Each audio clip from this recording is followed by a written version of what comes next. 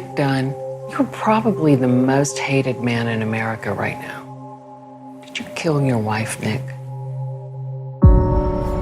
Everyone told us marriage is hard work. Not for me and Nick. As you all know, my wife, Amy Elliott Dunn, disappeared 3 days ago. I had nothing to do with the disappearance of my wife. I have nothing to hide. Has Amy got friends we can talk to? No, not really. You don't know if she has friends, you don't know what she does all day, and you don't know your wife's blood type. Just being a good guy, so everybody can see him being a good guy. Boy, you really don't like him, do you? All I'm trying to do is be nice to the people who are volunteering to help find Amy. I will practice believing my husband loves me, but I could be wrong. You ever see that guy in the glasses before? Amy is the kind of girl who attracts admirers. Whoever took her is bound to bring her back. I'm hoping you can tell me what this means. Want to solve Amy's treasure hunt? Seen this girl around here? Yeah, I remember her. I know you. I saw you at the volunteer center. I wanted to help. What'd she want? She wanted a gun. We are all scared, but we are all here now. I feel like something to be jettisoned if necessary. I feel like I could disappear. The hallmark of a sociopath is a lack of empathy. Amy lost a lot of blood in there, then somebody mopped it up. Why would they mop up the blood if they're trying to stage a crime scene? Whatever they found, I think it's safe to assume that it's very bad. I'd finally realized I am frightened of my own husband. I would show you, as if you're doing a deposition, what to say, what not to say. A trained monkey? A trained monkey who doesn't get lethal injection. She's going to eat you alive. You assaulted her? It's not good enough for you? I hit her? It's not even close! Absolutely not. I never touched her. We now believe Nick is involved in the disappearance of our daughter. Without a body, without a murder weapon, their only hope is a confession. Don't know anything yet? You need to tell me. How was your marriage, Are Nick? you asking me if I killed my wife? Man of my dreams, this man of mine may kill me. What about my son? Nick! This man may kill me. In her own words, This man may truly kill me. You ever hear the expression, the simplest answer is often the correct one? Actually, I've never found that to be true. Chama people, and welcome to our 159th episode of Gold Standard, the Oscars movie podcast, where we travel through time, reviewing the films that earn their gold statue, or standard if you will, and beyond. I am one of your co-hosts, DJ Nick, and as always, join me at the Gold Standard Theatre are my two podcasting partners in crime. On one side, the professional nerd herself, Rachel Friend. Hey Rachel, how are you today? Well, I'm doing God, I love my husband, and not in the way that Amy loves Nick. Let's just say that. My marriage, much better off than these two. And I'm so glad for it. Good thing you won't have to stage a kidnap and potential murder. That is definitely excellent news, Rachel.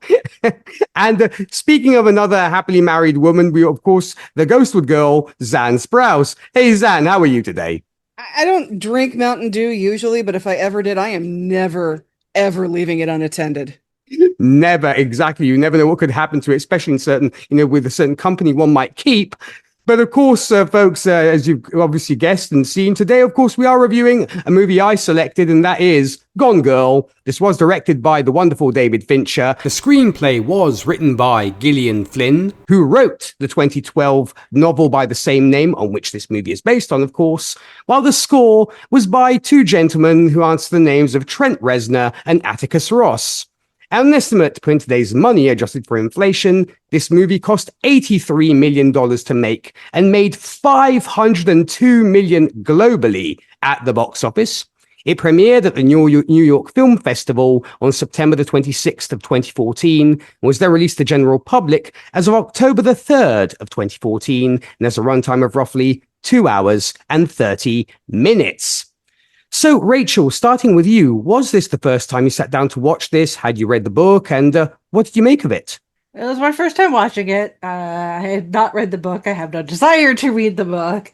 Although apparently the 10th anniversary edition of the book is expanded upon the original published version. Apparently gets a lot more into Amy's parents, which is probably a good thing. But I knew the story. I knew the story, I knew the plot, I knew what the twists were.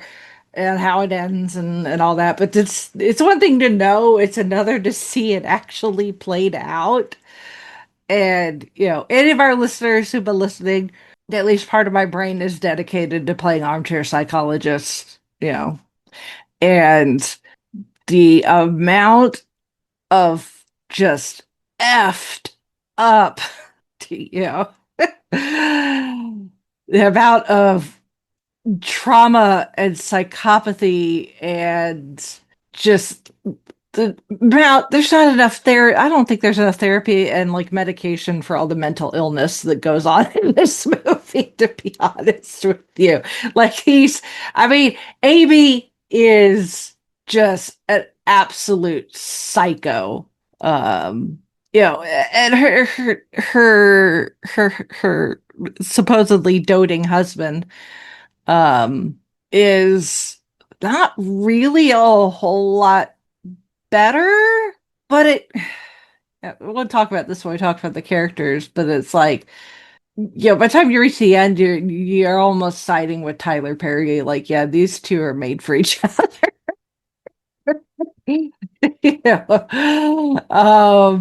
So it's quite fascinating to watch from a psychological perspective.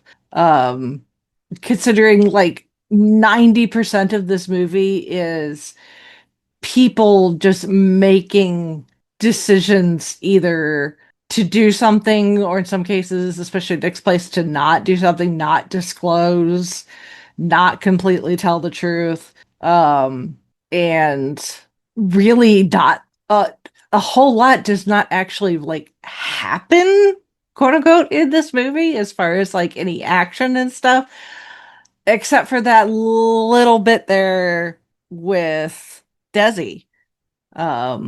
So it's like, it's really interesting. It's really, really interesting. But I mean, considering, this is based on a book, but considering like the type of characters we're dealing with and the actions taken and the dynamics, absolute 100% sense that David Fincher was on this. Like, this is so in his wheelhouse. We've done Seven. We've talked about Seven on this podcast previously, and it's like he does psychological just fuckery so well. And maybe to somebody doesn't know any better, that sounds like maybe it's a backhanded compliment. No, that's a compliment. That's just a straight up compliment. That all things considering, no, I don't think anybody else could have adapted this and directed it and gave us this story, introducing us to these characters and make us feel certain ways about them, other than David Fincher. I 100% agree with you. I think it is definitely in David's wheelhouse. And I'm so glad that he got the author of the book to write the screenplay for it. And Zan, was this the first time you sat down to watch this? Had you read the source material, and what did you think of it? I did. Yes, I did read the book, and the book amazed me because when I first heard about the Scott Peterson story, Lacey Peterson's story, I remember thinking, this guy is either the biggest monster or the unluckiest douchebag that has ever walked the face of the planet, because it was all of this circumstantial going missing. I don't know where she is. I don't know what happened. And then everything started falling. Finding out about the affair, finding out about the money issues, and then of course we find the body in the water, like Amy says she's going to do in this story. And I remember thinking, if Lacey Peterson's body had not been found, this could have been the Lacey Peterson story. It really fascinated me because it was very just psychotic, like Rachel was saying. I remember hearing Gillian Flynn on an episode of Wait, Wait, Don't Tell Me, and she said that a friend of hers was on the subway and saw someone reading it, and asked her, "Hey, what are you thinking about this book?" And she's like, so far I'm liking it, but I don't know. There is something really wrong with whoever wrote this book. And when you read her other books, I'm specifically thinking of Sharp Objects. Sharp Objects made me like almost drop the book, like almost, like Chaz Palminteri dropping his coffee cup at the end of The Usual Suspects, like, oh, ew, ew, ew. So she's fantastic at writing psychopaths. And like Rachel said, Fincher is the perfect choice for this movie. And everyone does such an amazing job in it. There are some differences in the book and the movie, but like Fincher has shown us, even with other things that he's done, that he knows exactly what to keep and what to leave out, because there's not there are ways you can do it different ways if you leave things out. Like he also did the Girl with the Dragon Tattoo, also an amazing movie about psychopaths. Yeah, Fincher in, cold and bleak Nordic Europe, perfect for each other. But he knows what to leave out, and therefore how to, and I'll talk more about this when we talk about Desi, because in the book Desi has a mother. But I thought this adaptation was fantastic. This is once again proof that I don't care how you feel about Nine Inch Nails, Trent and Atticus doing soundtracks is second to none. And this movie just makes you feel suspicious of the world, frankly. From everyone that you think is close to you, from everyone that you think is your friend, when you're thinking about, her in the Ozarks and, getting robbed. There's, even the best laid plans of just life can go awry, and even your connection to a person with plans that have gone awry, with Go getting arrested, how do you trust people when when you watch a movie like this, you spend a couple of days thinking, do I ever want to talk to people again? Like, do I want to interact with people or have any interpersonal relationships at all? And it's fascinating when you think about it. It's a movie. Fincher's movies always do this. It sticks with you. This book stuck with me, and it's not an emotional watch in the sense that you're laughing and crying, but it puts you through the ringer of just second guessing everything you see, and it's really wonderful.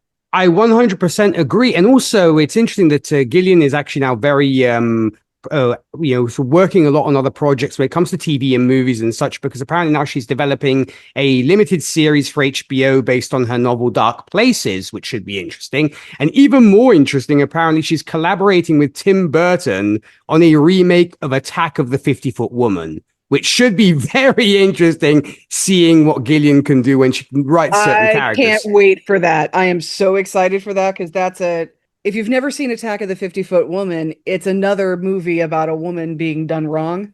I mean, the most simple explanation of it is a woman who's getting revenge after being done wrong. So I can't wait for Gillian Flynn's take on that one. I can't wait. Flynn and Fincher, those are going to screw me up all day. So my apologies to both of them, because I'm going to mix their names up all day.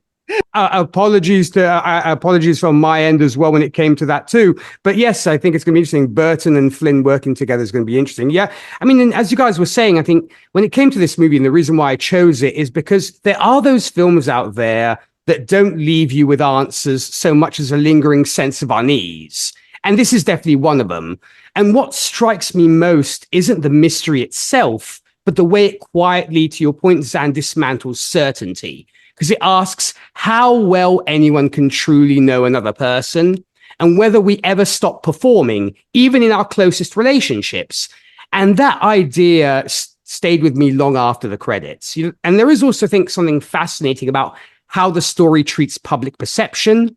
And it suggests that once a compelling narrative takes hold, facts become secondary. Image, outrage, and speculation feed one another until truth feels almost irrelevant.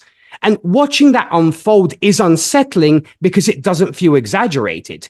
If anything, it feels increasingly familiar. And yeah, the film has this cold, almost clinical atmosphere that I think works in its favor, because everything feels carefully controlled, from the pacing to the visuals, creating this constant tension beneath even the quietest moments. And it never rushes. And that patience makes every shift in the story feel more significant. What I appreciate the most is that it refuses to offer simple moral comfort. It isn't interested in dividing the world into heroes and villains. Instead, it explores manipulation and resentment and ambition and desire with this very uncomfortable honesty. Nearly everyone is driven by some mixture of fear or pride or loneliness or self-interest, and that complexity makes the story compelling, even when it's deeply disturbing. At its core, I see it less as a thriller than as a dark examination of identity, because it asks what happens when the version of ourselves that we present becomes more important than the person underneath. And I think it explores the strange distance that can grow between appearance and reality, and how easily people mistake confidence for truth and performance for authenticity. It's not a film I would describe as enjoyable in the conventional sense. It's very tense, it's cynical, and often emotionally exhausting. But I think it's exceptionally well crafted, and it invites reflection in a way that many thrillers don't. Even after it's over, it leaves behind these uncomfortable questions about trust and expectation and the stories people tell themselves to make sense of one another. And those questions, I feel, linger far longer than any individual plot twist. And yes, the music, I think the score definitely helps heighten all of that. So let's get to our characters on the board, starting with our oh-so-loving couple. We have Mr. Ben Affleck as Nick Dunn and Rosamund Pike as Amy Elliott Dunn, a.k.a. Amazing Amy. So Zan, starting with you, what did you make of Nick and Amy?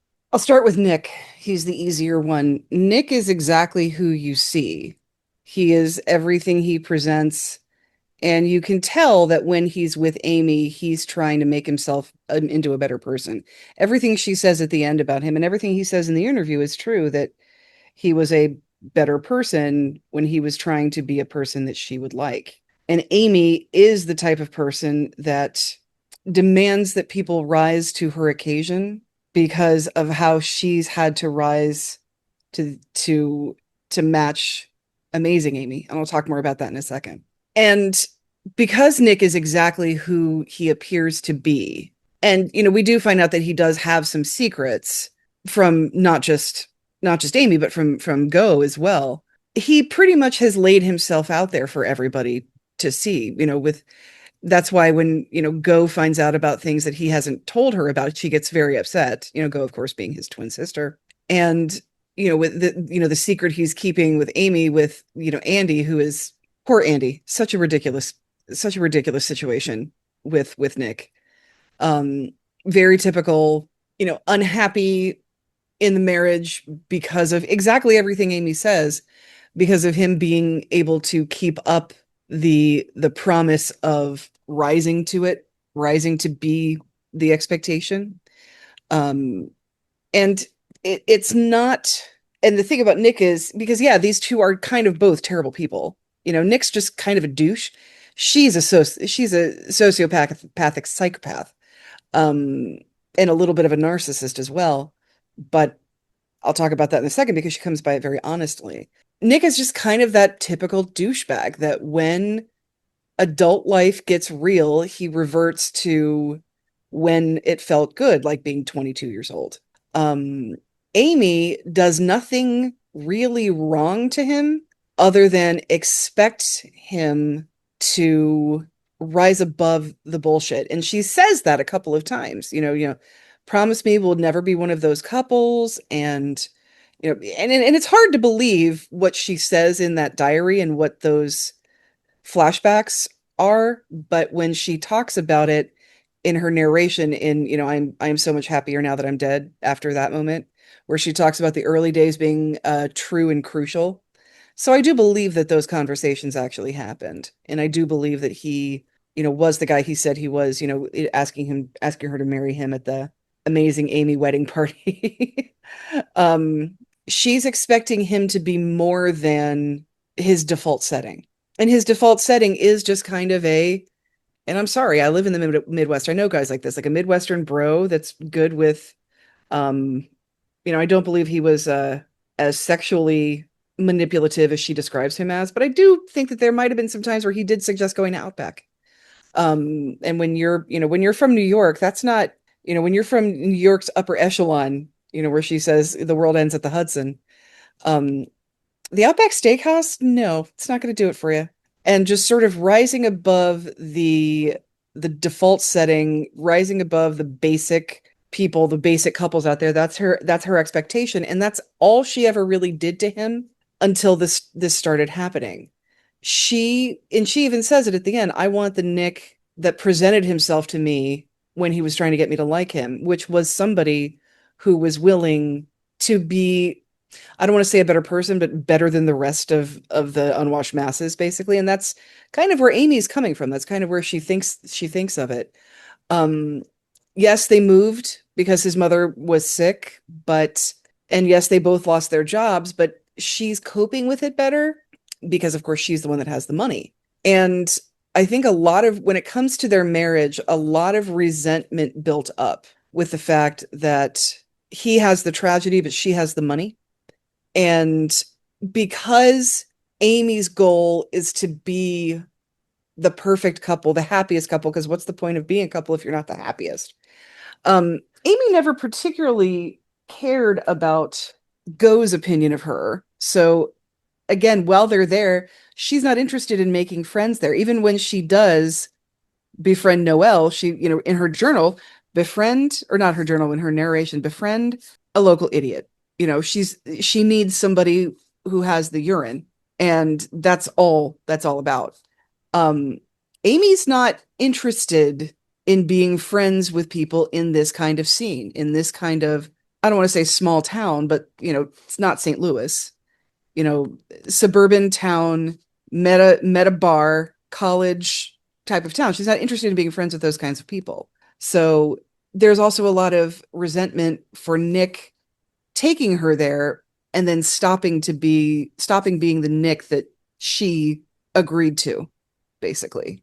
And Nick is an absolute idiot. And I can understand where this resentment comes from. And I can understand it coming to a head when you talk about having kids. Because once you realize that that this marriage is based on performance, and it's based on expectations, and it's based on playing parts rather than it is based on being companions as to who you actually are, even though they do know each other very well, he knows, but what they know about each other are the bad parts, and that's not going to work. And that's not going to work when you have kids. And I think Nick is starting to wise up and realize that. And so that's why this all starts coming to a head. But again, Amy knows him so well. And, we've seen her do this before with Tommy. She knows she knows people. She knows what they are, what they like, and what gets them. And when Nick says she stage managed me and I fucking did it, where she knew something was coming to a head for their anniversary. They've had this anniversary tradition for a while. So she sends him out of the house knowing that he's going to go all these places where no one will see him. There will be no alibi, nothing. And again, she knows him in a bad way. She's not doing that. She's not sending him out knowing that he'll come back from the beach and need to get sand off his shoes. No, she's doing it because she knows he'll go to the beach and be by himself. And this is the perfect time because he won't have an alibi. They are using what they know about each other against each other. Even with the shoebox, with the letter from the fertility clinic, and Go is like, this is like a little box of hate. What? Okay, maybe I hate her. They know each other. Love is not exempt from the concept of for every action there is an equal and opposite reaction. Love and hate are the same thing. Just one makes you feel good, one makes you feel bad. And these people, while the goal for most people is to love each other, is to know each other so much, and you love that person, they know each other so much and hate each other. They have the same understanding and intimate knowledge of each other, but it manifests in hate rather than love. And it's very interesting to watch how that happens, because from a hate perspective, this is a fantastic marriage. They are in sync with each other and completely understand each other and know exactly where the other one's coming from. And you have that. How many times can you say the C word in 90 seconds moment where they're about to do the Nancy Grace interview and she's like, yeah, that's right. I am the C word you married. And they know it. They know it about each other from, so if we're measuring marriage and how much you hate each other, this marriage is perfect. And so, yeah, Nick is just kind of a bumbling everyman sort of idiot, realizes his marriage isn't perfect. He can't handle the problems in life, when he, his loses his job, loses his mother, moves back home, knows his wife's unhappy, but they can't do anything about it. And all the money is hers. And now all the money's tied up in it. And, he resents that someone has something over him. And then he starts doing stupid shit like going out with Andy. And I love when Amy describes her as a girl who has no business being in a bar, because she is very young. And you're an idiot, Nick. She's a student. Stop. Don't even. This is a bad idea. The burner phone, bad idea. All of this is just terrible. And just the everything, the little box of hate, the lying to your sister, just everything. He's just making dumb mistakes, because the problem is, instead of trying to figure out who they are now that they no longer have their journalism jobs, they move back home for him. So he sort of regresses into trying to find the comfort he found when he was at home. And it's very juvenile. He sort of becomes just kind of I don't quite know. Like I said, there's when it starts to go bad in her diary, you don't know how much of that is true, but I do believe that there are a lot of nights where, as you can see, Amy's not working with him at the bar. That's him and his sister. So they're obviously growing in different ways. And Amy doesn't know how to grow there because, Amy, life ends at the Hudson. And so instead of really looking at what that means, and you have that moment where Amy's narrating and she talks about, his mother getting breast cancer. And of course we moved here. I just wish he would have asked. I believe that's true. And he dragged me here to the navel of this great country. And do you think I'd let him become happier than ever? No fucking way. Because, he drags her here. And as we see, and this is, of course, by Amy's design, he doesn't know anything about who she is when she's not in her element. Amy, of course, is not telling him about her friend Noelle or telling him about anything that she's doing, because this is part of her plan. Remember, he and Andy were together for like 15 months, and Amy found out about it a while ago. So Amy's had some time. She has been Count of Monte Cristoing the shit out of this situation to get back at him for it. And you get to the point with Nick where you're like, yeah, you don't like either of these people, but you also get to the point with Amy where you're like, no, don't kill yourself for this guy. Just let him just stay gone. There's no reason for that. Because you want to see Nick taken to the woodshed, but you don't necessarily want him to die in the electric chair. But you do want to see something bad happen to him, because he is just so emotionally unregulated and completely not understanding his role in a bad marriage. How marriages are often measured on how you handle bad situations together. Whenever I see people on social media talk about their spouses and say how they've had their ups and downs, Chris and I have not had ups and downs. Chris and I have lived lives that have had ups and downs. There have been crises of various types. There have been various dumpster fires in this world that we've had to survive together, but we didn't do it to each other. And these people are doing it to each other. And Nick is not quite realizing that you can't move somebody whose identity is tied so much to a type of lifestyle to a McMansion and expect them to be, and just blow off the fact like, well, she's complicated. It's hard for her to make friends. It's like, no, she has very high expectations of people, and not everybody is interested in those expectations. I mean, as you noticed, they really, Amy doesn't have a lot of girlfriends either, because Amy has a lot of expectations, and part of her expectations about women are very judgy about how they are who they are based on the men that they like. Whereas I don't think Amy has even known who she was since she was a little girl. Which is, what makes Amy the narcissist that she is. Amy learned from a very early age that being what people want is how you get through this life. It's not about people wanting who you are. It's about being what people want. And she learned that from go ahead. It's the cool girl concept. It's before that. It's before that even, because it's her parents teaching her that with Amazing Amy, with the book. Because, she in the 5th grade, she quit cello, but Amazing Amy becomes a prodigy, and she's cut from the volleyball team freshman year, and Amazing Amy makes varsity. All of these things that Amy was either not interested in or didn't excel in or what have you, her parents made the fictional golden child, as they say in this movie, excel everywhere. So even as a very young child, Amy learned that her parents didn't want her to be her. The expectation of her parents was to excel the way Amazing Amy did. And so that's why you have Amy in all of these different, I don't want to say personas, but Amy with all of these different sides of herself that she presents to other people. With Desi, she's she loves that he discusses symphonies and Proust in French. With Tommy, she knows, she knows what bootleg of the band to bring over to his house and what bourbon he likes. And with Nick, it's the, she likes that he's also a writer, and that, that he's possibly a better writer than their jobs are letting on. But there's always that gnawing little thing in the back of her head that her parents taught her from. Yeah, Amy's parents are horrible. I'm just going to say that right now. Amy's parents are terrible.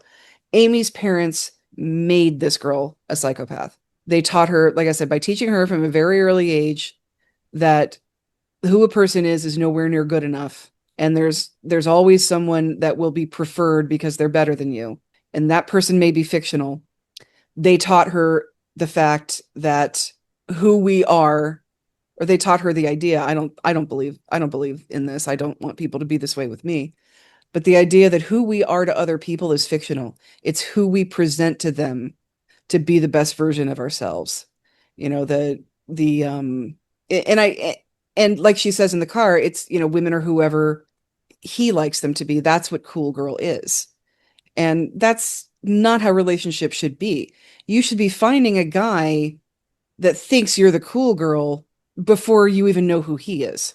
As soon as he learns about you, he should be thinking you're the cool girl rather than you trying to be his cool girl. Because she was trying to be the cool girl to her parents. So she doesn't know any other way how to be.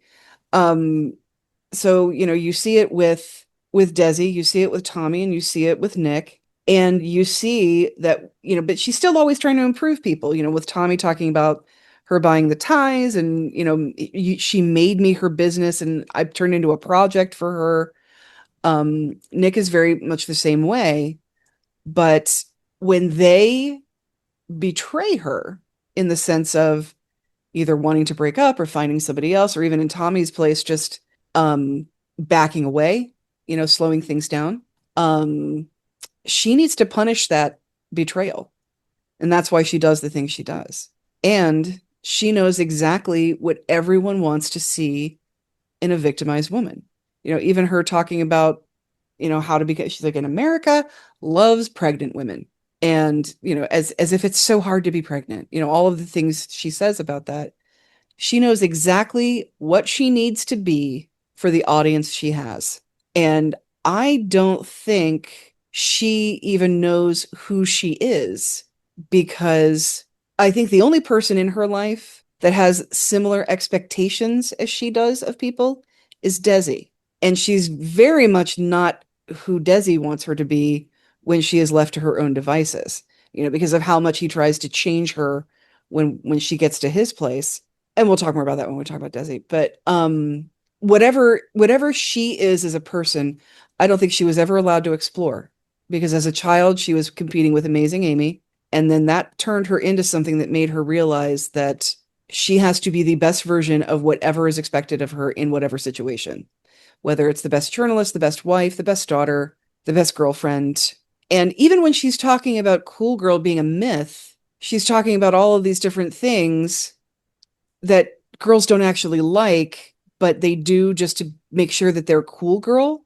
And like I said, that you shouldn't be doing that. You should like the things you like and then be considered cool girl by the cool boy that you consider cool boy before you even get involved in the situation. And because of the fact that I don't think she has any idea who she is or what she wants to be or what cool is for her outside of like New York literary society, which is kind of where she grew up. Think about it too. I mean, she was competing with this character in a book and still becomes a writer, a journalist. It's interesting to me that she becomes like a journalist that is writing nonfiction. There's a lot going on here with Amy and Amazing Amy, but she doesn't even know who that is. Like, when we see her at the cabin, she's just sort of taking it easy, taking her time, eating whatever she wants and playing mini golf. Like, I don't know if she ever did stuff like that. Like, I don't think she has ever been allowed to feel like she could explore that, because she goes from her parents then to Desi's expectations. And, she and Desi would have been extremely toxic for each other, because I think they'd be like this rolling ball of expectation and resentment for not living up to the expectation. Because you can tell that Desi's impatient with her not living up to his expectation of who she should be. And I think that's part of why Desi is comforting to her, because he gets that. But when she's the one that isn't living up, then that's when it becomes a problem. But yeah, I don't even know who Amy really is. When we have the movie opening and closing with Nick looking at Amy and looking at her head and thinking, what is even in there? And then she looks at him. I don't even think she knows. I don't think that there's a version of Amy that she is suppressing to pretend to be the best version of whoever she's expected to be. Because like I said, when she does have time to herself, she doesn't really do anything. She's just sort of waiting. She's waiting for a reaction. She's not, picking up a hobby or learning something. She goes to the public computers and she just looks up the Nancy Grace Show. I mean, there's nothing that she's doing that makes her a version of her that isn't somebody who's trying to punish Nick. So she's a very interesting character at how incredibly complex she is, but how much of a blank slate she really is. She's the absolute best type of tofu there is, that takes on the flavor of whatever's around it and becomes exactly what you want it to taste like because you've seasoned it that way. But when you don't add anything to it, tofu is nothing. Tofu is very, very bland. And that's kind of who Amy is. And it's interesting because this movie does make you kind of mildly sympathetic for everybody, because they've all made really stupid mistakes. They've all done stupid shit and they're not great people. I don't think Nick deserves to die, but Amy, first of all, because this is a Fincher movie, it completely alters your reality and you find yourself admiring villains and their creativity and their capability. But at the same time, when you think of Amy's childhood and you think of what made Amy this way, you have some sympathy for her as the child that had to grow up in the shadow of a fictional version of herself. And she was taught that the fictional version of herself is the best one. And that's why that's all she has. Because she was taught from a very early age that nobody wants regular Amy. They want Amazing Amy. So it's always been a story. And it's always been, and that's Amy's like, that's just how things are. You are the person that you strive to be in the eyes of whoever you're striving to be it with. She has no other, she says it at the end so confidently, like that's just how things are. That's marriage. Even when Nick is talking about, all the bad things in the marriage, she's like, that's marriage. It's like, is it though? Does it have to be? I don't think it has to be. So, I do have sympathy for the girl that could have been, but that who Amy Dunn took the place of. Because at the end of the day, Amy Dunn makes some pretty terrible choices, and is kind of a terrible person. You know, she's very resentful and almost hateful that the rest of the world has to exist. Because, and I think it all stems from, if the rest of the world has people around them that are satisfied with them in their mediocrity, that's unfair to her based on how she grew up. And I kind of completely understand that about her. Do I think she needs to do this kind of shit and kill people? No. But do I think she came by her psychosis honestly? Yeah, I do very much. And that is a fantastic analysis right there, Zan. And interestingly, it does kind of tie in the movie we discussed last time, which was, of course, Joanna Dark of Mongolia, where you have a lot about presentation and influence and what have you. And Rachel, what did you make of Nick and Amy? Oh my goodness. These two are just, they are so messed up. And it's almost hard to talk about one without talking the other, because they feed who the person that we see in this movie. The versions we see are who they are when they are on, when they're putting on the persona that they expect for each other, for family, for public, like the book party. And it's, there's for one, let's just say I'm glad I don't have to date. I was gonna say I go on dates with my husband, but I don't have to date looking for a romantic partner. What's interesting is because where this takes place in the mid to late aughts, into the early 20 teens, is at that point, social media was becoming more of a thing.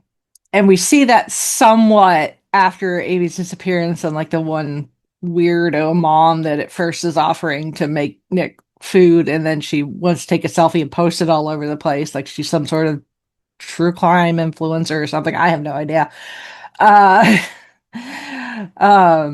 But there's something to be said about even, these two finding each other and dating in kind of a pre-social media landscape, that they still felt like they needed to pretend to be something that they're not, to try and, snag a potential love interest.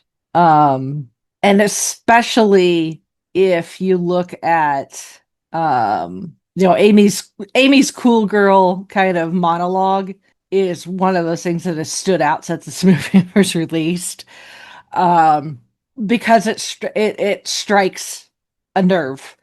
It's cut of the same cloth as the big monologue from the Barbie movie about what it's like to be a woman.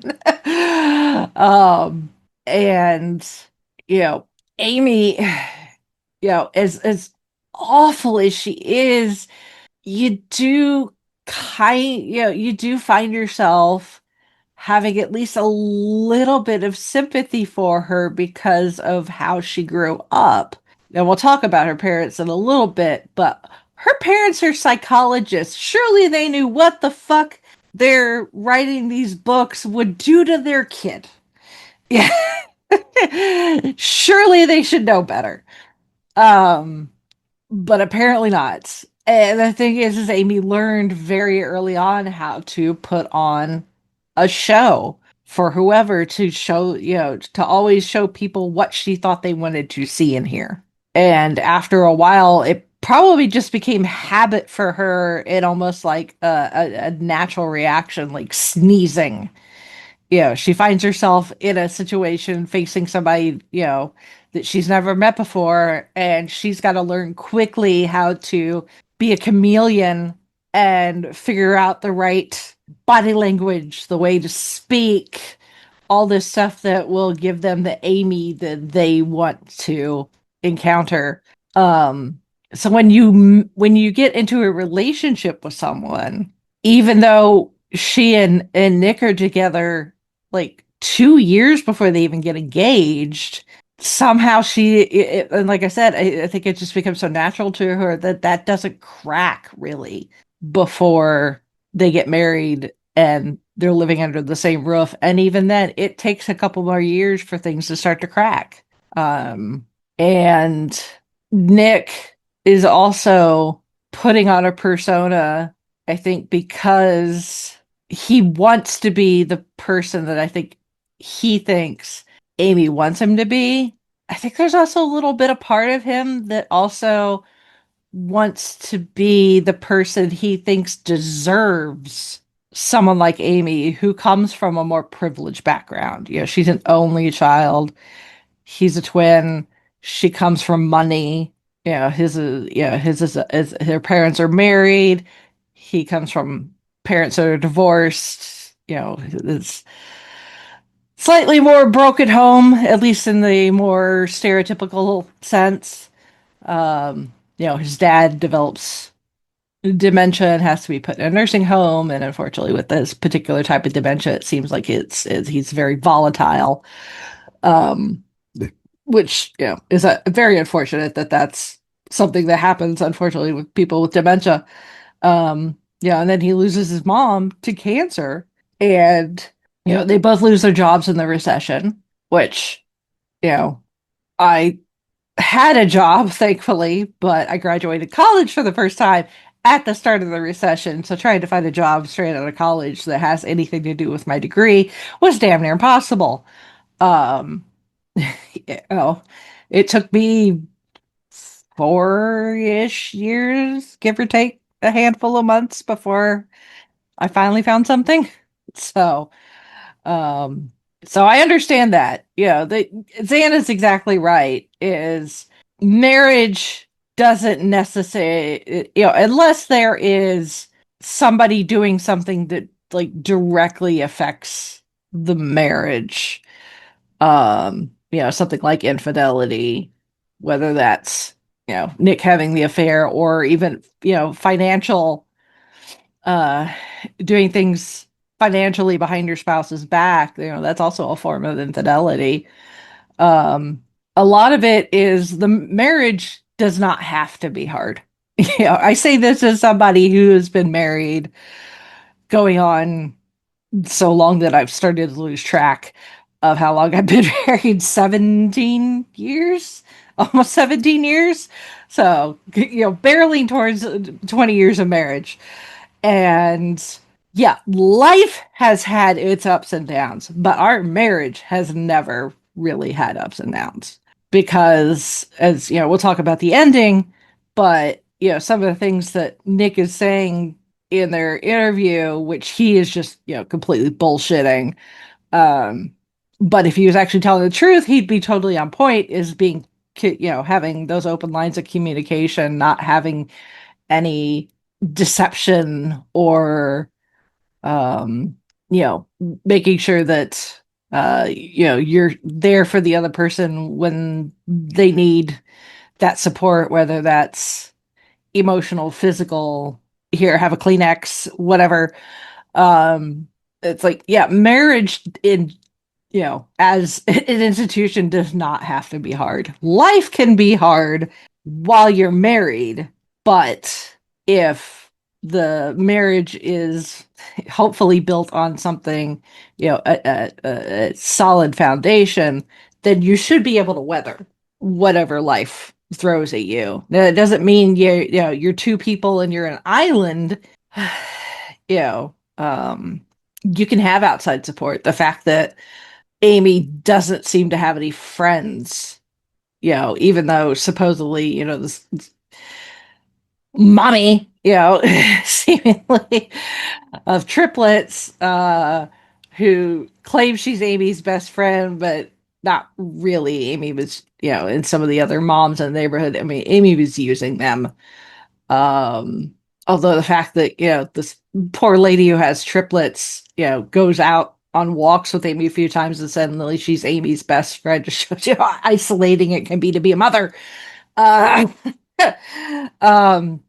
the fact that, Nick is like, Amy doesn't have any friends, he's not wrong, despite what this neighborhood lady says. And, a lot of that is part of Amy's plan, because her, everything that she does the day of their 5th anniversary has been building up for quite a while, from really since the day she found out that Nick was cheating on her. So it's been a good year and a half of her planning and working on this. But because she has isolated herself so that it's really just her and Nick, she does not have the support system that she needs. And while Nick's got his sister, she's there running a business while he's also teaching, and he can't even his relationship with his sister is not as doesn't seem to be uh as open for them to feel like they can, speak to each other about anything and everything. So it's kind of more on a base level bickering siblings, at least until shit hits the fan.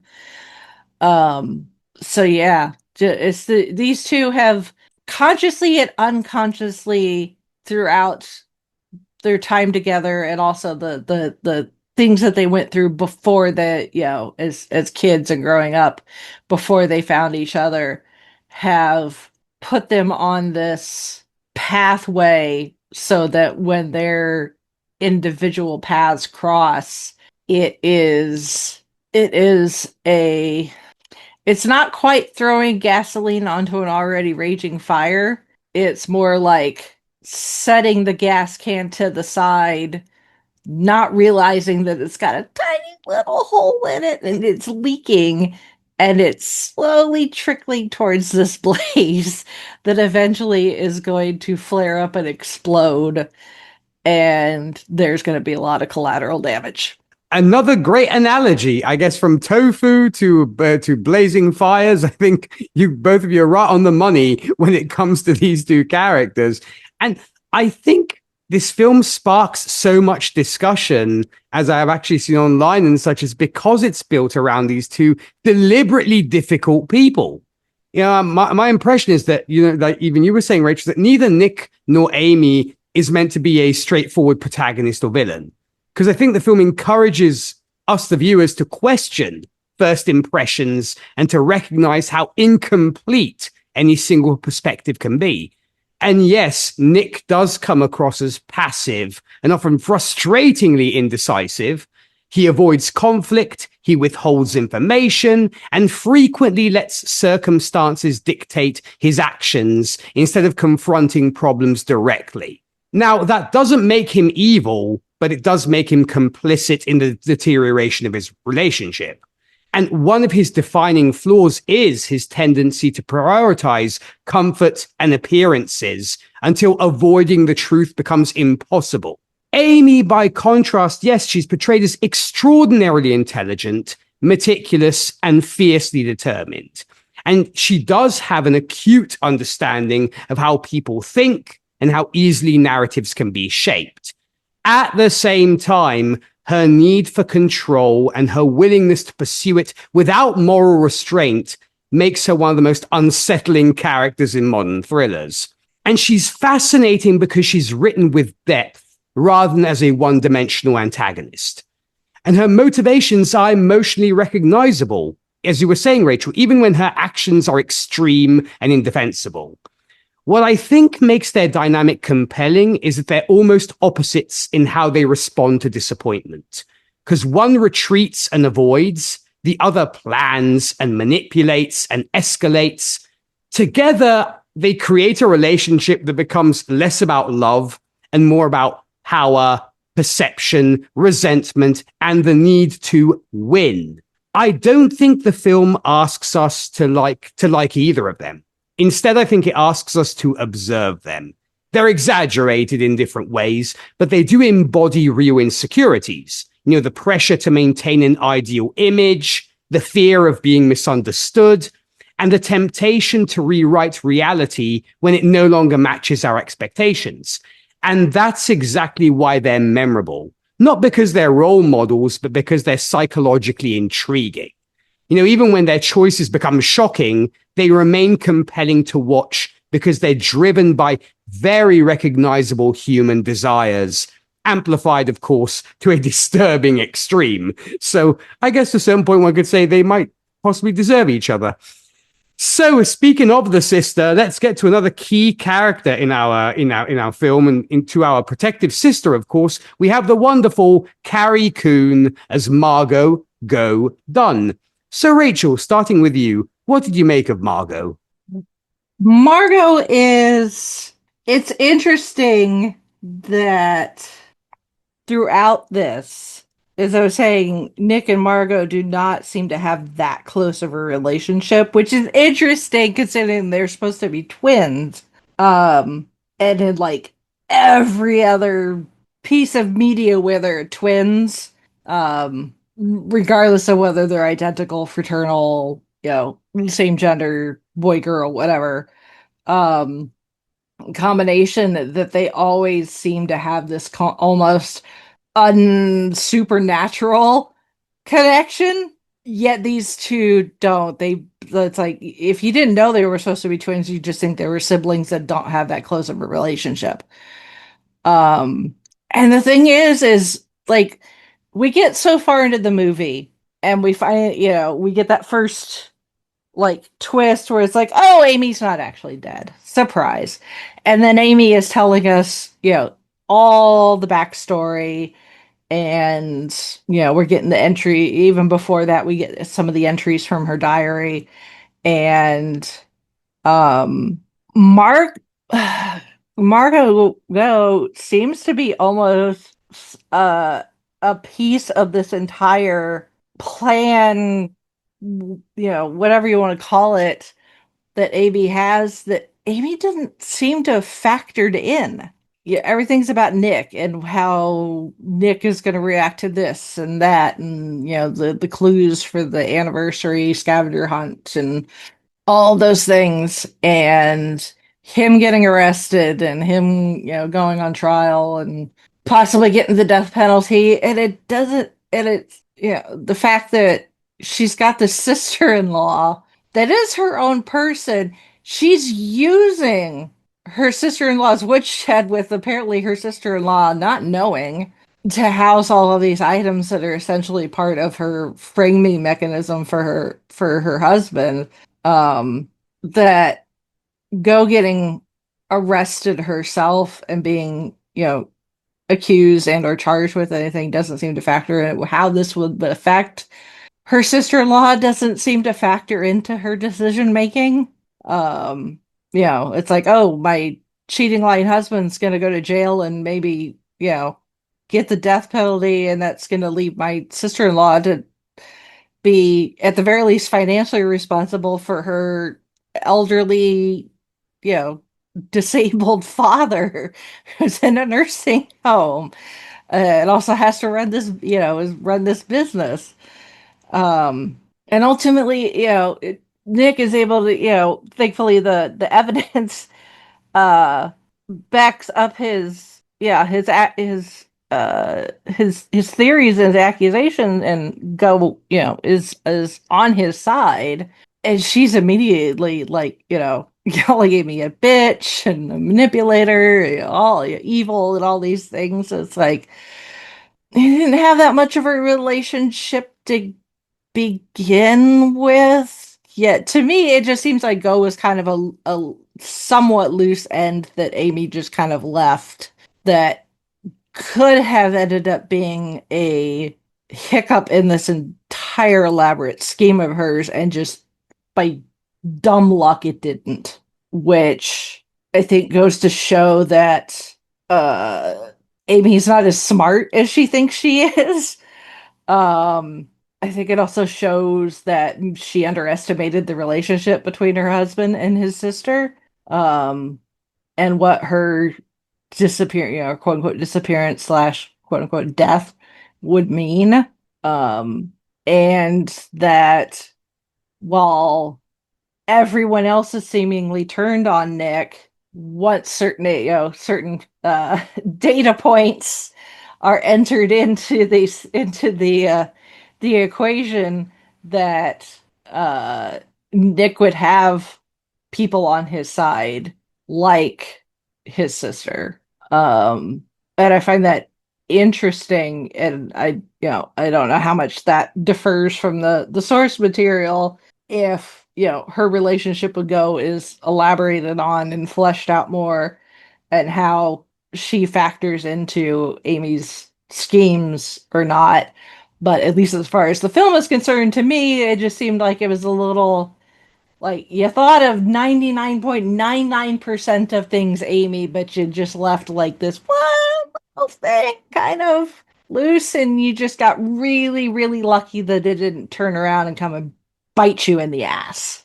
That is a great description. I absolutely love that. Yes, indeed. I guess she is kind of the loose end that Amy did not factor in. Well, I guess then speaking of the book, Zan, of course, you've read this book, and so you can enlighten us on this. What are your thoughts on Go? And we of course got to talk about the relationship of twin siblings when we discussed the Skeleton Twins. Very different movie, but of course, once again, a twin relationship. So yeah, your thoughts on Go?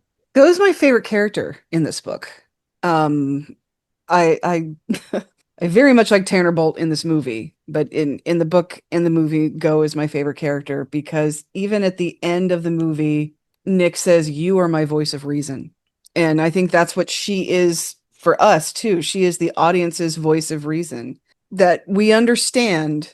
This story is sort of told from Nick's perspective because what is Amy's perspective? Like I said, I don't think even Amy knows who Amy is.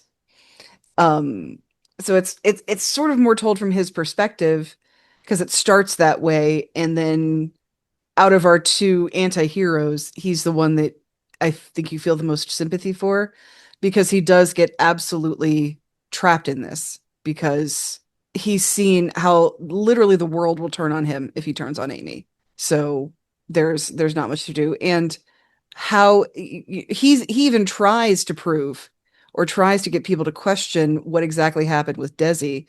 No one's ever going to, Amy's absolutely right. No one's going to believe that version of the story. Because Amy's good at what she does. But Go is the one who is the voice of reason for this. She's the voice of reason for Nick, and she's the voice of reason for the audience. She's very much the audience going like, what the fuck is wrong with you? She's the person that can show you that Go might have a twin brother, but it doesn't matter to her that he's a man.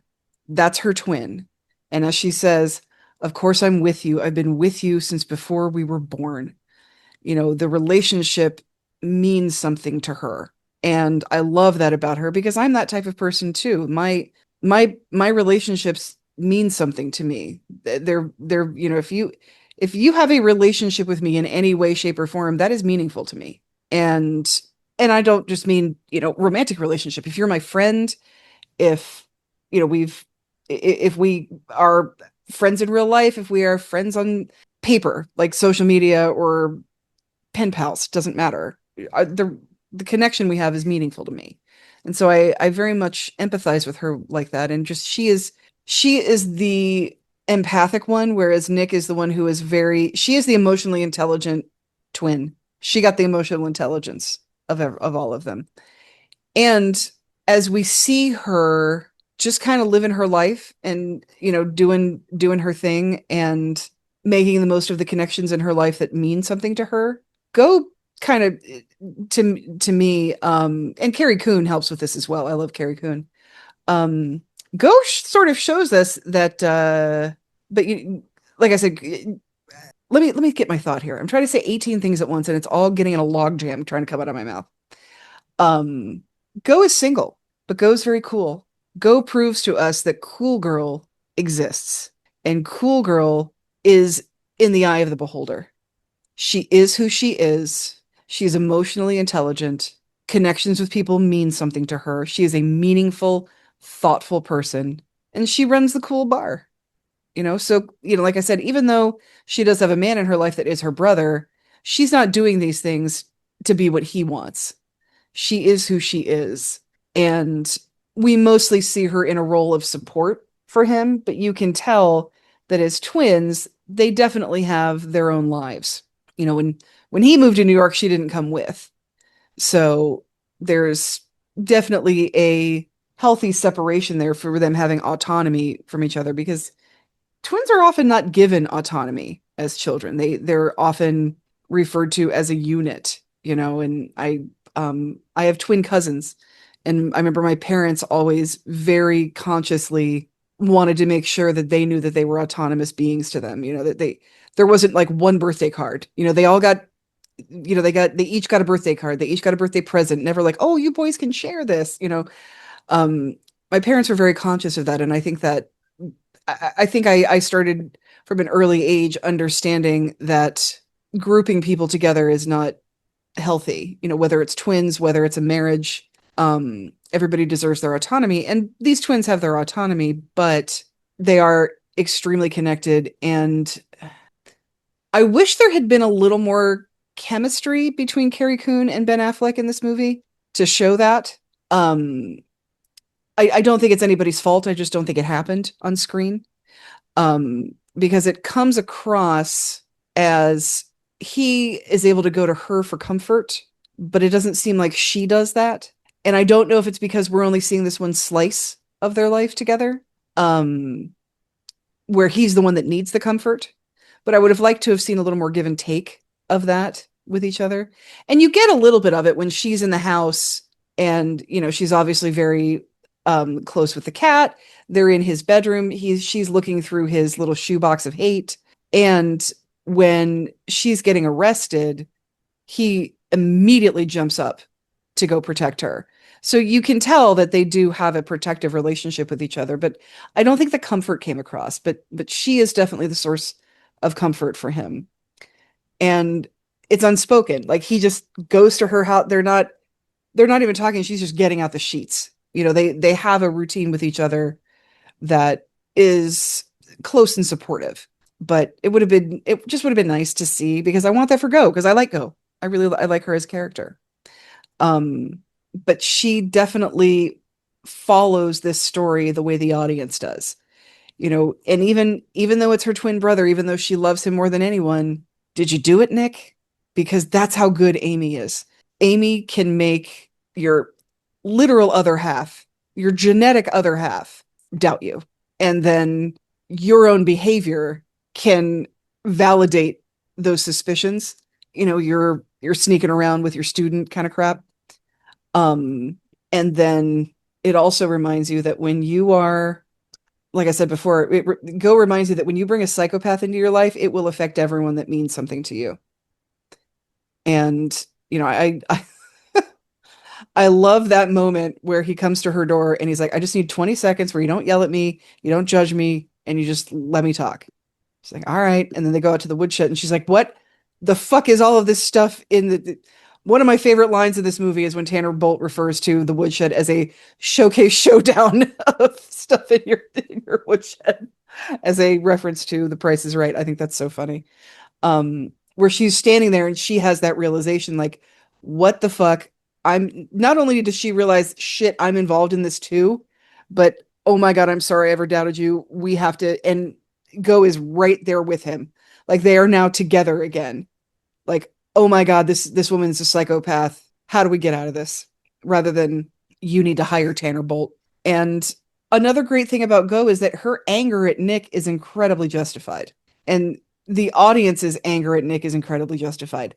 Whereas you question Amy's anger at Nick, because Amy's anger at Nick comes from an expectation she never communicated because she thought he understood it. And so, they're obviously not communicating.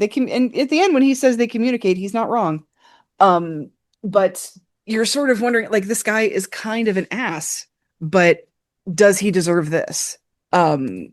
So you're sort of questioning the reality when you think about it from Amy's perspective. But when you think about it from Go's perspective, the anger towards Nick is justified, because he does some really stupid things. He does some really thoughtless things. And yeah, Go is our voice of reason in this, because she's the one with the emotional intelligence. She's the one with the understanding. She's the one with the empathy.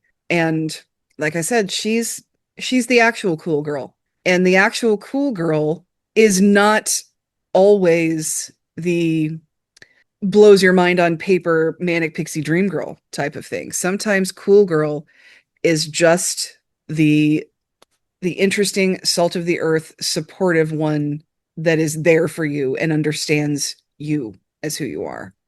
And I love that about this character. Yeah, this movie made me love Carrie Coon forever. I love this character. That is the magic of Carrie Coon, of course. And yes, I agree. I mean, Margot, to me, was very much the emotional anchor of this film. You know, while many of the other characters are caught up in deception and image management or manipulation, Margot consistently feels grounded and genuine. She's witty and perceptive and fiercely loyal. But what stands out most is that her loyalty isn't blind. You know, she supports her brother because she loves him, not because she believes he's incapable of wrongdoing. And that distinction makes her feel remarkably human. I think one of her greatest strengths is that she sees through performance. Because throughout the story, she's often the person asking the practical questions and responding to events without becoming swept up in spectacle or public hysteria. She very much provides a sense of perspective in a narrative, you know, where perception is constantly shifting. And she's also compassionate without being naive. Even when she's frustrated, she doesn't become cruel or vindictive. Instead, I think she tries to hold on to empathy while accepting uncomfortable truths. And that emotional maturity, to your point, Zan, makes her one of the film's most likable characters.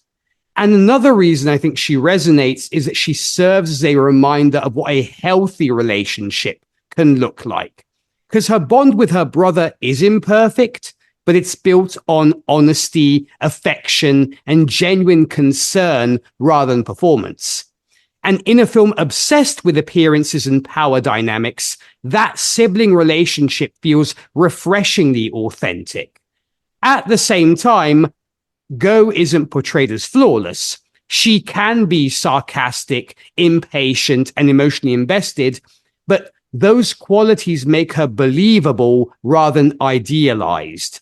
She's very much reacting to an increasingly bizarre situation the way many viewers imagine they might. And so for me, yeah, she's the closest thing the film has to a moral center. Not because she's perfect, but because she constantly acts with integrity in a world where so many people are performing roles or pursuing their own agendas. I think her presence gives the story a measure of emotional stability, you know, making the surrounding chaos feel even more unsettling by contrast. And yes, it's a splendid performance by Carrie Coon.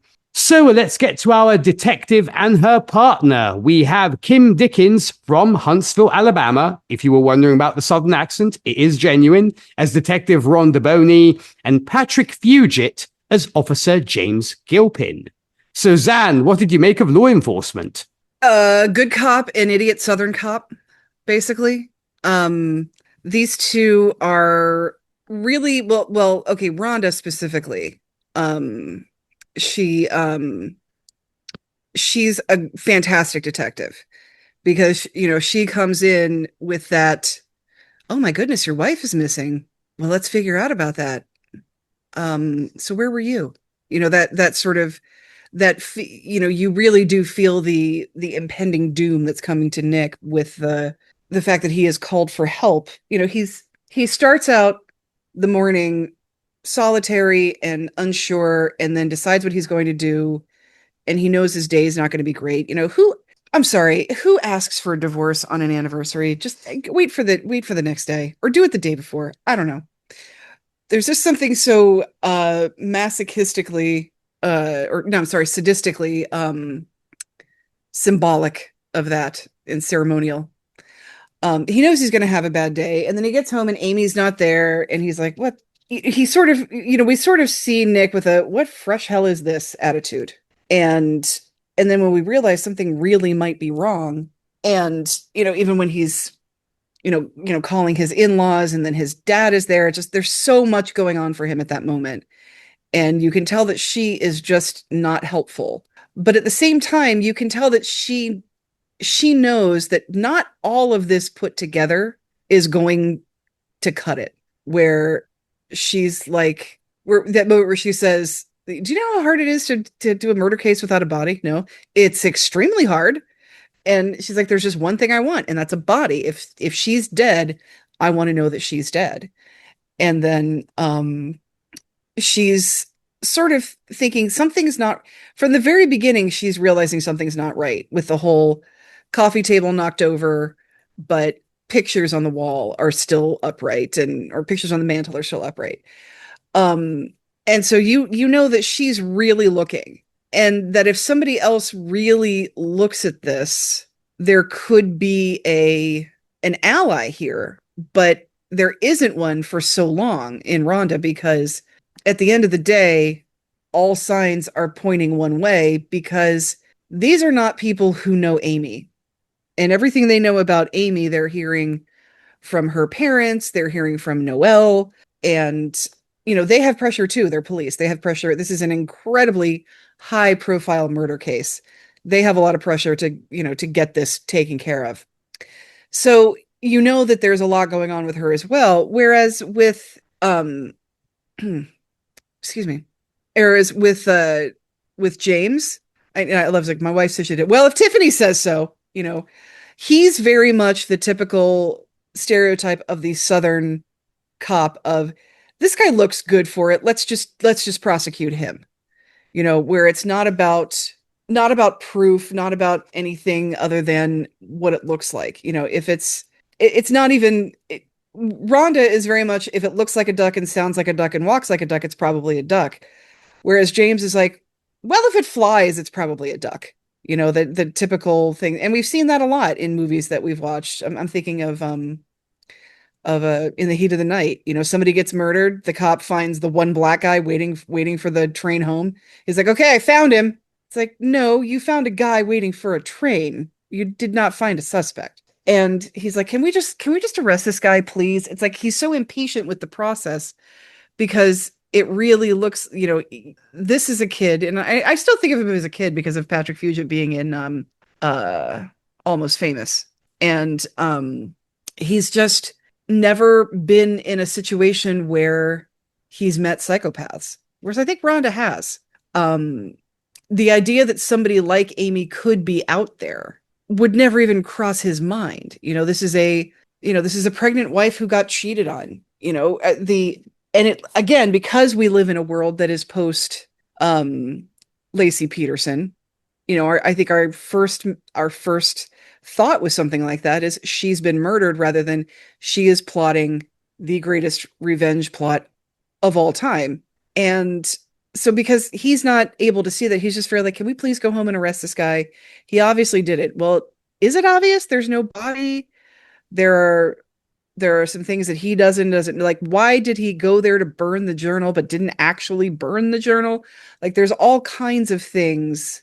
And even with the clues, she can tell that the clues are just sort of, something's not right. Something's not right. And even when you have the moment when she's trying to ask questions in the hospital, and like the FBI and everybody's shouting her down, because again, Amy knows who she's supposed to be in every audience she has, where she's asking these tough questions, and Amy's, doing, I'm fading from the medication. And, if this case had been left in your hands, my husband would go to prison and I'd still be tied to a bed, and, all just turning it around on Rhonda. And then of course, the national spotlight is looking at this police force thinking, you really dropped the ball here, when that was the whole problem. There was no ball. There was no crime. And well, there wasn't until we killed Desi, but no crime actually happened. And so, you have that interaction with her and Nick where she's like, what do you think of all this? It's like, what, are we friends now? Well, now that I know you didn't kill your wife, yes. Like, I'm here for the crime. And I am not your friend if I think you are involved in a crime. But once Rhonda realizes there's no crime, she's suspicious. But James, on the other hand, is just like, okay, this one's done. When he has the, when he's talking to Nick, and Nick says, how did she manage to get a hold of a box cutter if she was tied to a bed this whole time? And he's like, can't you just be happy your wife's home?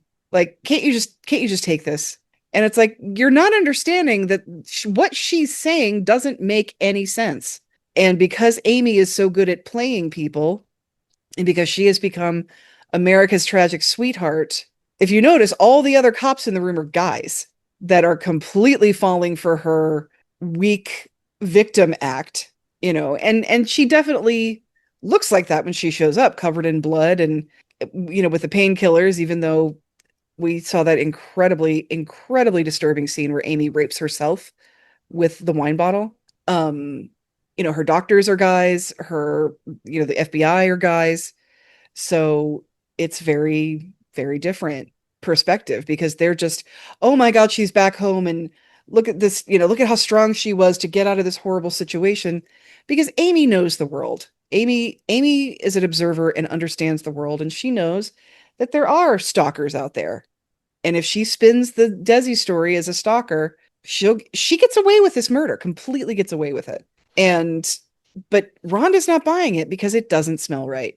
Because at the end of the day, there's still that stupid woodshed full of like over $100,000 worth of credit card debt. And it doesn't make sense. And it doesn't make sense to Rhonda. But whereas, James is just like, can we just let this go and go home, please? Tiffany's waiting for me. Well, if Tiffany says she murdered her, then okay, he's guilty. I do like watching the way they interact, James and Rhonda, because James is who cops are.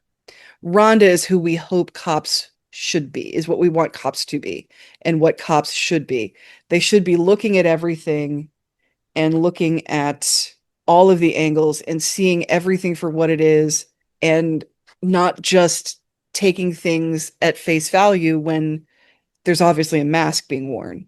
And, even because there's something not right with this, there is no body there. You do have Nick with this other lie. You have Nick's interview, all of this stuff. And Amy knows that it's not going fast enough. That's why she has to call in that anonymous tip. Like, hey, go check Margot Dunn's woodshed.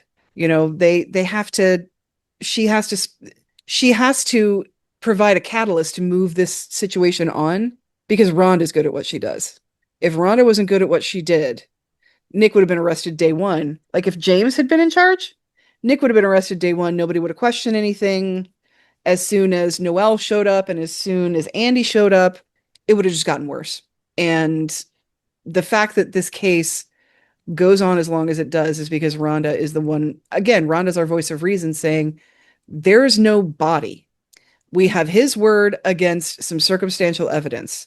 Now, granted, we have a lot of blood, but as we see, you can bleed. You can save up blood and bleed. But she knows where is this body? If he's such a hapless criminal that he can't even stage the crime scene properly, why aren't they finding the body in like 10 minutes? If he can't clean up the blood correctly, if he can't stage a crime scene correctly, if he can't burn a journal all the way through, and then all of a sudden he's this mastermind at hiding a body that nobody's going to find. And, all of these things that I think she believes that he doesn't know. When they find out she went to that, that closed mall that has unhoused squatters in it, to buy a gun. He's like, why would she need a gun? I think she can tell when he's lying and when he's telling the truth. And Nick is never really lying in this. She can tell what actually surprises him. And she can tell, you bumped up her life insurance because she asked me to. Like, she can tell the frustration of what's going on with this. And there are things in a marriage that look really bad if something were to go wrong, and it's like sometimes stuff is just in somebody's name because, something else is in their name. Like maybe the utilities are in the husband's name and the house is in the wife's name. Who knows? There's all different kinds of reasons why things happen in a marriage. But if something were to go wrong, you could probably pick apart a lot of things to make it look like circumstantial evidence. And I think Rhonda understands that too. But I think James is just very like, whatever gets the job done and gets me home at the end of the day is going to do it. And even he just doesn't have the questioning curiosity that you really need to be a police officer of Rhonda's character and caliber. Because even, do not discount the fact that our voices of reason in this movie are women. Tanner Bolt is also, but in the book, Tanner has a wife too. So, there's a play that I love. It's called Trifles. It's a short little play.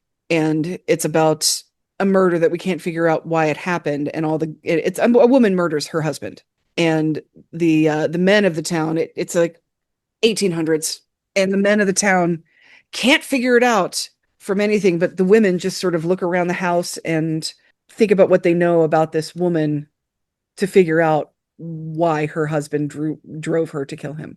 Women understand women, and women understand when something is getting manipulated. Women have been, I don't want to say trained, I don't want to say indoctrinated, but traditionally, women are the observers and the examiners. And traditionally, men have gone through life unexamined, especially white cishet men, which is who, James is, and Nick. They've gone through life. They can live an unexamined life because the world was built for them. And when the world's not built for you, you have to be vigilant about how it can work for you and how you can work within something that wasn't built for you. And all women know that. Unexamined women who are, I'm not trying to say anything negative in this way, but when I talk about the Noelle character kind of being an unexamined woman, where she is just sort of like not able to see, and it's not because she's a mom, it's not because she's suburban, but there's some reason why she can't see what's going on with Amy. We hear about abuse, but she's not calling anyone. She believes Amy's stories because for whatever reason, she's been in a life that has worked for her, that she hasn't had to observe and try and understand other types of situations. I think Noelle is a very sheltered character, so she doesn't know not to believe an Amy character. So there are women like that, but the women who have seen some shit, Rhonda being one of them, they know they have to be a little more observant and examine a little more things than the men of the world, which is why we have the situation at the end where all the men are basically apologizing to Amy for even talking to her, where Rhonda is like, so can you go back to that other thing that doesn't quite sit right with me, and getting shot down.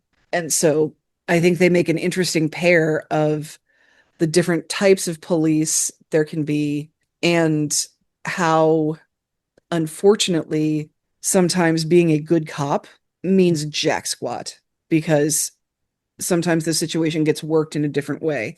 And as soon as something comes back to bite you, now, like I said, now the whole country is looking at this police department and thinking, oh, what inept bumpkins that they couldn't even figure this one out.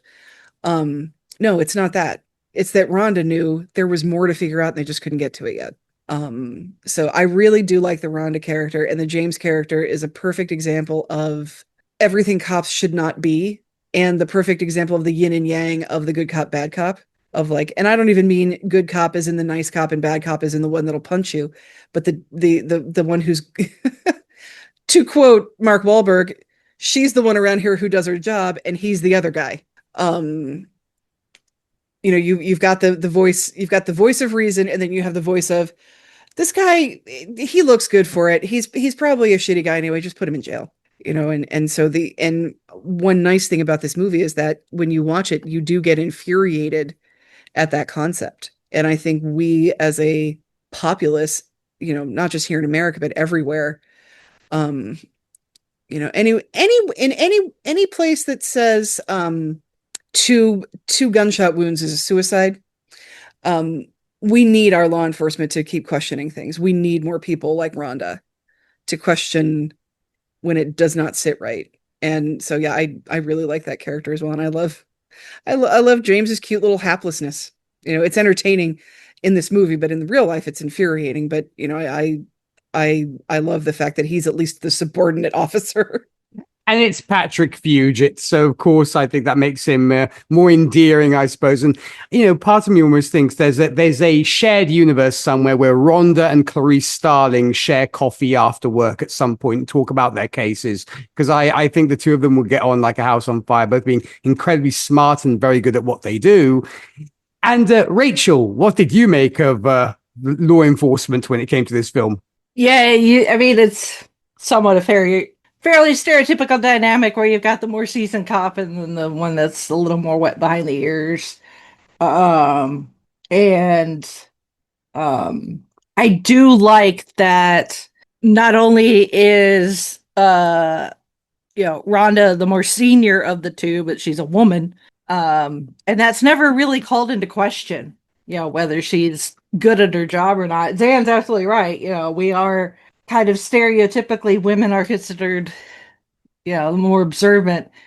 Probably they'll claim it goes back to, way, back in the day where we had to watch the children to make sure that they didn't get, dragged away by some wild animal or something, and being able to take care of the house and all the other things. We've got to be able to keep our eye on 5 bazillion things at once. Um, but they show up at the house and she's immediately like, asking questions, and then she'll see something she just thinks is possibly important, and she's just got her little thing, a little post-it notes, and she's like, boop, boop. um, and we see the fall. We see the consequences of that later when like part of like the trim in the kitchen has now been removed, presumably so they can analyze it and all sorts of stuff. So, um, but she's very much, like I just, look at the evidence and the information that I have, and I'm, trying to come up with a conclusion based on, the given data that she has. So it's like in her case, I don't think Nick really, has a leg to stand on when he's like, "Oh, now that you find out I didn't kill my wife or friends." Now it's like she was just doing her damn job. All the red flags and arrows were pointing towards you, you dipshit. It looked really bad. So it's like, no, she's not going to chummy up with the person who's the most likely suspect. That is kind of the way it is, with things like, crimes, potential crimes like this. If a woman is either married, has a significant other, or male relatives, those are it's seemingly something violent has happened to her. Those are the first people they go to as potential subjects, because unfortunately, statistically, it's the most likely. You are more likely to be murdered by somebody than just some random person on the street, especially if you're a woman. And, if Amy had actually been pregnant, the talking heads on the television, they're absolutely right. Homicide is one of the top deaths for pregnant women. So, and, as a detective, Rhonda knows that. So that's how she's going to, she knows that, and that's what the evidence is telling her. So that's how she's going to work the case until something comes up that tells her otherwise. It's like, hey, no, maybe you should look in this direction instead. Her partner, on the other hand, like, if you don't want to do the job, why did you pick this career in the first place if you'd rather be at home? Why did you become an accountant or something where you could just sit at a desk all day? He doesn't seem like he actually wants to be there and do the work. He wants the the arrest, and hopefully the conviction, it seems like, without actually having to do any of the work. And it's like, that's not how this works. Unfortunately, the justice system, first of all, this country can be very slow. But we also have a lot of technology too, and sometimes that stuff takes time. And I I would rather have all the evidence processed and analyzed properly so that they for sure have the right person, as opposed to, like Jose was saying, like something like in Heat of the Night, where like, oh, look, there's a black guy who doesn't seem to belong. So that must mean that he's not supposed to be here. So he's the guilty person. Take him. It's like, it's not how this works. But we've got, unfortunately, there's, in a lot of databases, there's a lot of unprocessed evidence all over this country, and all sorts of systems. Rape kits being one of the biggest ones, actually. It wasn't Mariska Hargitay, actually, of all people, from Law and Order SVU, Olivia Benson. uh, has, which is not filming, Law and Order. That's like her big thing, is working to get judicial systems to start processing their evidence, especially things like rape kits, faster and more efficiently. But that's not what Rhonda's partner cares about. He just like, throw the book at him, let's go home. It's like the he's like the judge in Vicki Lawrence recorded it first, but Reba McEntire's version I think is more recognizable. The night the lights went out in Georgia, where they convict the wrong person just because the judge is like, it's dinner time, I'm gonna go home. I got food waiting for me, and the missus is waiting with food. With dinner. Bye. Um, so, yeah. I mean, obviously, and the thing is, as much as like you said, Nick wanted to protest there after the fact. Oh, we're going to be friends now. And it's like that just goes. As much as you don't want to give her any credit, that just goes to show how good Amy did as far as this frame up. That she had the cops convinced, not just the one who was really, quickly ready to throw Nick behind bars, but even the more seasoned cop was pretty convinced up to a certain point. So that just goes to show you how hard that type of police work is. And no matter how much experience and how advanced your technology is and your resources available to you, and how willing people are willing to talk to you, and that sort of thing, at the end of the day, you can be fooled. Or at the very least, cops can get it wrong. They're not going to be right 100% of the time. They're human, and that's all there is to it. Mistakes can be made, or things can be misinterpreted, or whatever. There's so many factors involved. I will say, to dovetail onto Sam's comment about women being observant, and Rhonda being observant as she was with her little post-it notes.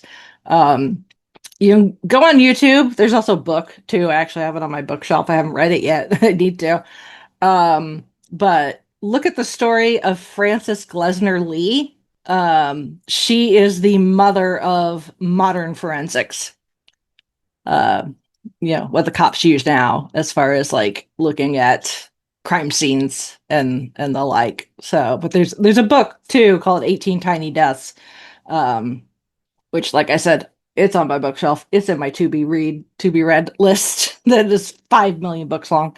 But there's some really good like videos and stuff on YouTube as well to learn about what she did. It's quite fascinating how this is one woman with a passion for like doll houses and sewing and crafts and stuff, self-taught to make these essentially really detailed like dioramas of crime scenes for cops to use to learn how to hone their observational skills. So it's a really pretty cool. Her name is Frances Glessner Lee.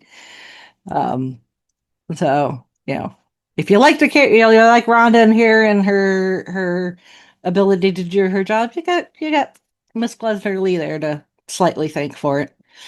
Well, I will definitely, I guess, just like you, Rachel, I will add that to my to be read pile as well. And if it comes in audiobook form, definitely sign me on for that.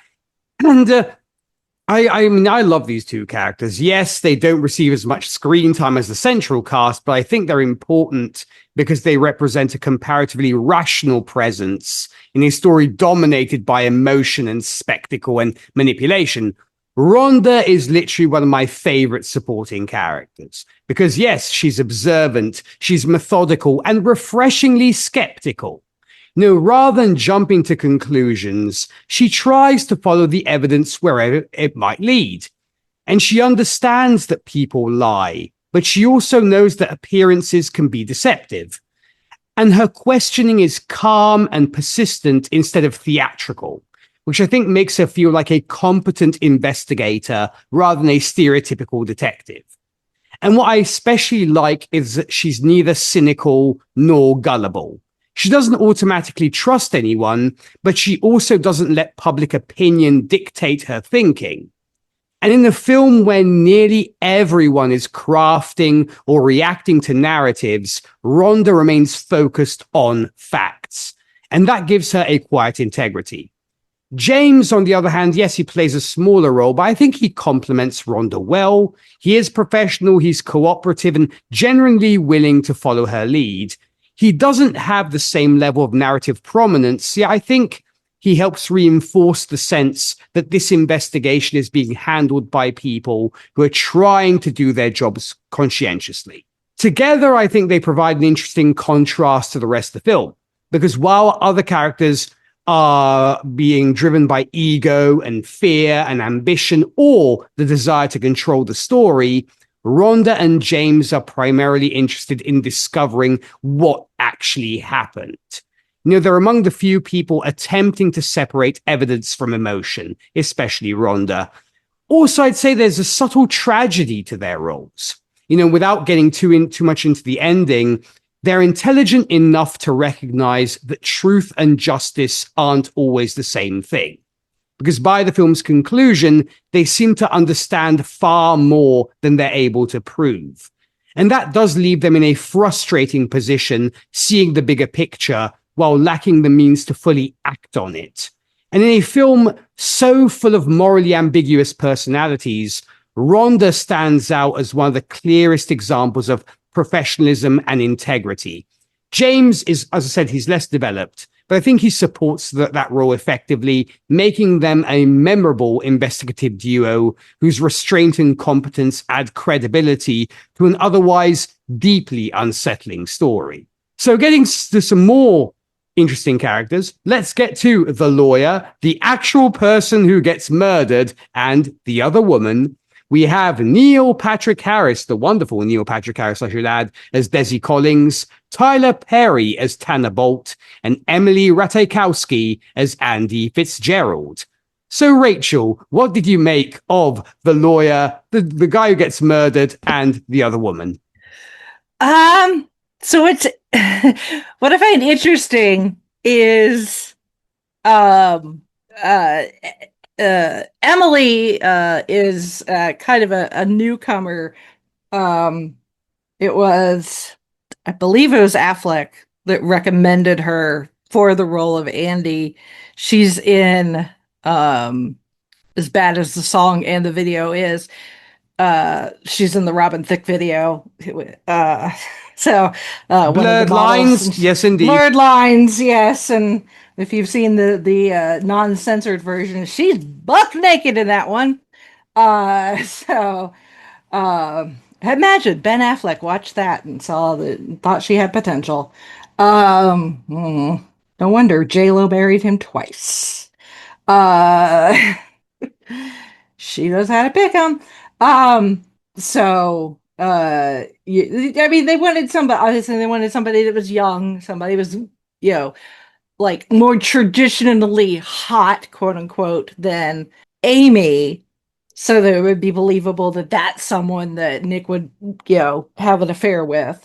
And, she obviously fits the part.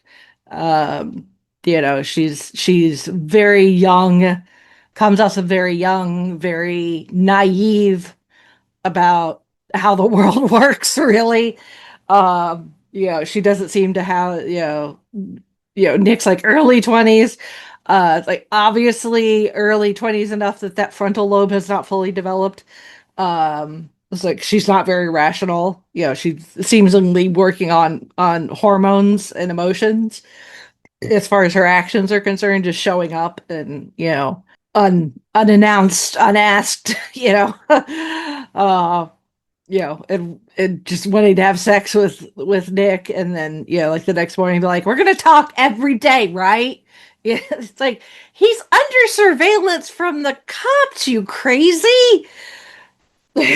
But She's just so, she's just, like I said, she's just so naive and just so blinded by her emotions and hormones that she's not rational. But, her breaking the silence and being like, Nick and I were, Nick is not the doting, loving husband he appeared to be. We were having an affair. He was my teacher. It's like, yes, of course, that's something that she's going to do. Especially when he doesn't follow up on the quote unquote promises that he made her, that we could all tell that he was like, yeah, whatever. Yeah, sure. We'll talk every day, baby. Wink, wink, nudge, nudge, crossing his fingers behind his back. Um, so it's like, what she ends up doing is totally, I mean, as cliche as it is for a story like this, it makes sense. Yeah, it's like, oh, this man spurned me. She's essentially following Amy's footsteps, but on a smaller scale. Yeah. So somebody might want to keep an eye on her after this is all over. I was young and dumb like that, where again, that frontal lobe not fully developed. You don't, the world is big and scary, and you're just, you feel like you're alone because you're quote unquote an adult, and they've thrown you out there being like, good luck, this is life, and you're just looking for something to cling on to. And it's like, I totally get where she's coming from, but yeah, somebody needs to keep an eye on her. uh Tyler Perry, I'm always amused when I see Tyler Perry show up in something that's more serious. Because when I see Tyler Perry's name or see his face, I automatically think of Medea, which is obviously comedy. It's just this character that he's created. It's this crazy over the top older black lady. Number of movies and specials and stuff. But the man actually can be quite serious. Like, he's actually made, I think, more of his fame and fortune not in front of the camera, but as a producer. He's got a lot of like made for TV movies and series that are like essentially soap operas, like very melodramatic, but they're all African American. Um, you know, and you see his name attached to all sorts of things, and you like see the trailers for him, like, dude, that's so the opposite end from Medea, you know.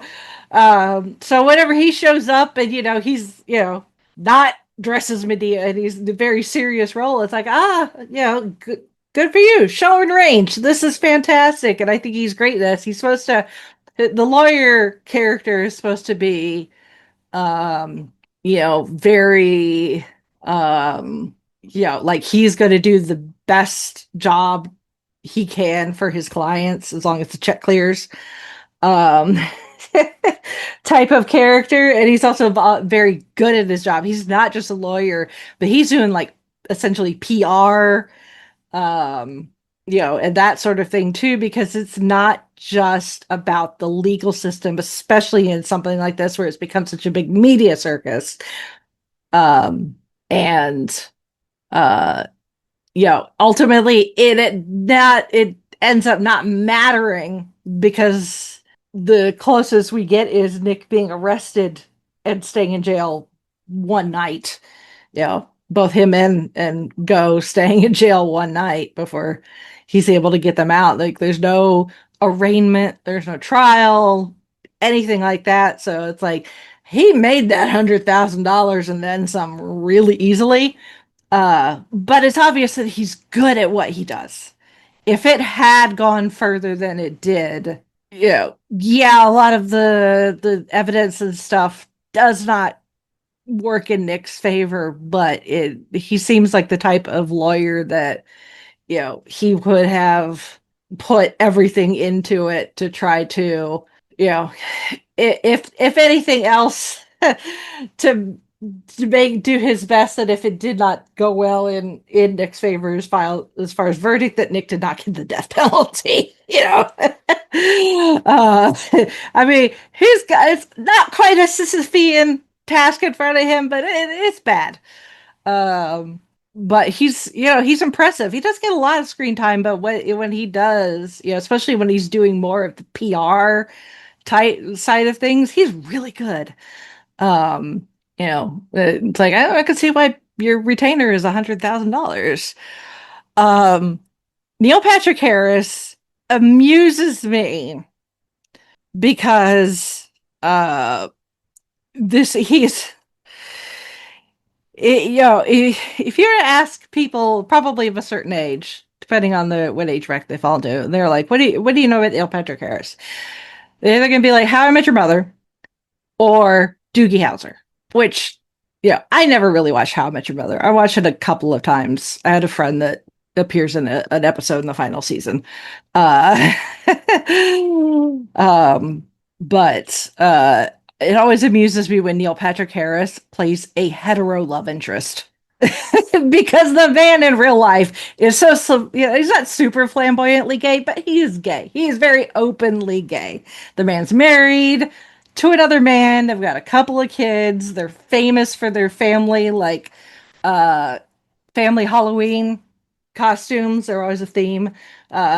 He's famous, for doing like really good, like over the top like birthday parties and the stuff too. And obviously, he's done Broadway musicals. Go find clips of him in Hedwig and the Angry Inch on YouTube. I mean, he's a consummate performer, but I always find it amusing when he's playing in a hetero role. Like how he did so many years of How I Met Your Mother playing essentially a womanizer is beyond me. I guess that just goes to show how good of an actor he is.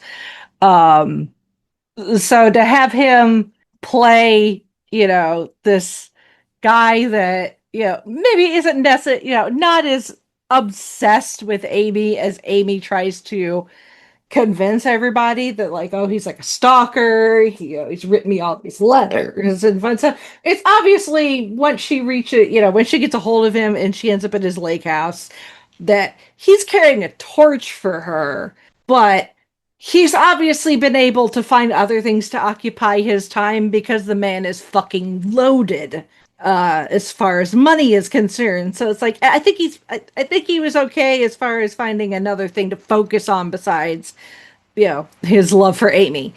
Uh but he's just again, the fact that he fell for and was easily convinced by Amy's scheme just goes to show. I mean, and the fact that Amy, again, dumb luck, really, kind of like the stuff with Go, where her plan hit a major speed bump when she got robbed and she had that, all her money taken from her. And the fact that, oh, it just so happens that I have an ex-boyfriend all the way back in from all the way in high school that I still kind of keep in touch with, that, if I play my cards right, which she did, at least as far as her scheme is concerned, that she was still able to pull this off. And it's, because Desi is such a, he's not a bad guy. He's not necessarily a good guy either. He's just a guy who has just never really gotten over his high school sweetheart. And she comes to him and she feeds into his ego to be her white knight and save her from this hell that, that she's supposedly been, trapped in for all of these years. But like a lot of men, his ultimate downfall is his dick. At the end of the day, she finally gives him what he wants, as far as that is concerned, and that leaves him completely vulnerable to, because it never occurs to him that she is anything than what she has been telling him. The Amy that he knew in high school is the same Amy she is now, just a little older, different haircut. A few more life experiences under her belt. And it's it's like I said, it's purely dumb luck that he's a unexpected plan B for Amy. It works out so well in her favor. Which, you know, guys check under the pillowcases, I guess. It's like that's a lot of blood for, I mean, box cutter can do quite a bit of damage, comparatively to like the larger sword that was used to cut Caitlin Stark's neck at the Red Wedding. Uh I guess it depends on how sharp the blade might be, possibly, but that is a good point there, Rachel. Yeah, and I have come across, I've had an accident or two with box cutters in my youth, because I used to work at a hardware store. Unfortunately, I am very aware. I underestimated how sharp they actually were. So it has happened. I've got a couple of nicks here and there, but other than that, nothing to write home about necessarily. But yeah, but I think so necessarily sharp, it can do some damage. And Zan, what did you make of our actual murdered person, our lawyer, and our fellow podcaster? Yeah, let's start a little with Andy, because poor Andy. She, God love her, she's just not very bright. What happened here with Nick is it ladies, if he wanted to, he would. 15 months of waiting for this guy to divorce his wife is a bad idea. And when they talk to you about their wife and they make her sound terrible, in 10 years they're going to be saying the exact same thing about you. So just be careful of that. As someone who was married to somebody who was married before, when my husband talked about what went wrong in his marriage, it was extremely objective, and he took the ownership in his part of it. So, the whole, oh yeah, she was just a fucking psycho thing, that's not a thing. And don't believe the guys who say it's a thing. She's just, like Rachel says, she's just very young and naive. I mean, she's of course old enough to make her own decisions. It's just unfortunate she's making her own bad decisions. And the thing that's interesting about this movie is that she's obviously being played by pretty much everyone in her life, because she's being played by Nick, because Nick doesn't love her. He loves the youth that she represents. He loves the lack of complication that she provides. And he loves the fact that she's happy with him as the teacher and the guy who owns the bar, whereas Amy is incredibly dissatisfied with who he is. But again, we really don't learn much about Andy. We just learn about what Andy is to Nick. So there's not much going on there. And then when we see her being interviewed, and Amy has been, calling her a slut and all kinds of terrible names. And then she sees her and she's like, why is she dressed like a babysitter? Obviously some lawyer has told her, wear something with a high neck when you go on the news for this. So yeah, Andy, I hate that this is Andy's bad relationship. Andy is an unlucky girl the way Monica Lewinsky was an unlucky girl. Like, everybody has that risky bad relationship that they got into when they were early 20s, when they were very young, before their head started to rule their heart. And unfortunately for some women, those just happen to be very high profile mistakes, and it's unfortunate for them that has to happen. And I sort of feel bad for Amy, but at the same time, in this day and age, it shouldn't be that hard to not have sex with married men. I don't know. I mean, it's not a good idea. It doesn't end well. And like I said, even in this situation, I don't think he was going to kill her the way she says. He's not going to kill her, because he didn't even kill Amy. But it's a bad idea. I don't think Scott Peterson was going to, I can't think of his mistress's name off the top of my head, was going to kill her either. But it's a bad idea. If you can't ever go to a man's house, I don't think you should be dating him, frankly. That's all there is to it. But yeah, I sort of sympathize. I sort of sympathize with Andy because she just got fed the lie of what Nick is chasing. Not even what Nick likes about her. She's what Nick is chasing. And that's really unfortunate for her because now she has this forever to have to remember and deal with. It's like it's all very difficult for any of us to remember our bad relationships, let alone that be the first thing you see when you Google yourself. This poor kid. Um, Tanner Bolt, I absolutely love this character. I love Tyler Perry in this role. And like Rachel said, he is very well known for his movies and the Medea character.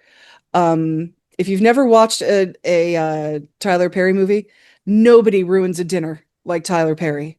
Most of his movies, his dramas have this scene where everybody's eating dinner and then all of the secrets come out and you just can't look away. It's a train wreck and it's wildly entertaining. Like I said, say what you want to about Tyler Perry, but he is a consummate performer and he's fantastic in this. And I love that he did this. He has very much his own thing going on, his own sort of media empire. He's kind of the Olsen twins of adults, with his own like line of movies and TV shows and production and character and everything. He's got his hands in everything. And, here he took this smaller yet very pivotal role in this story. I love that about Tyler Perry. And I love that he's another one that has seen everything. And so when Nick comes to see him, first of all, he knows who he is. He's like, I've been waiting by the phone. Like, let's talk about this. And they just sit and talk. And he's like, oh my God, I'm in. This is insane. Because he really has no reason to not believe Nick because of who Tanner Bolt is. Tanner Bolt will say, he will get you to tell him whatever you need to tell him. And if he has to throw gummy bears at you all afternoon to do it, he's going to do it. And Nick would have, Tanner Bolt is the type of lawyer that you do tell that you killed the person. And then he'll figure a way around that because that is what he does. He wins the unwinnable cases. And, I do love the moment where they're prepping and you see Tanner Bolt get scared when they see Andy on television. He's like, we have now lost control of this narrative. Let's back out of this interview. And I'm not going to say this very often when we talk about this story, but Nick was right to continue with it. They needed to get on top of it. They needed, backing away from it would have looked very cowardly, backing away from the interview. And, but I love that he is right there with all of them. When they're, at the end, when they're all talking, it's him, it's Nick and Go and Tanner and Rhonda, all the people that know the real story, aside from Amy, are all there just like, what do we do? Like you guys were, you are a special kind of fucked up and you're meant for each other, which, it from Tanner Bolt, that's not an insult or a compliment. That is a fact. It really doesn't, it's really not meant to mean anything one way or another, but it just is a fact. You guys have figured each other out. And so I think he's a fantastic character because when you know what the world is really like, if you haven't lived an insulated and unexamined world, you can hear a story like this and your response can be, wow, you got played, rather than, oh, she wouldn't do that. It's like, what is going on? Because even Nick isn't fully aware of everything at first, but once he figures out that she knows about Andy, he knows that she's got it in, that Amy has it in for him.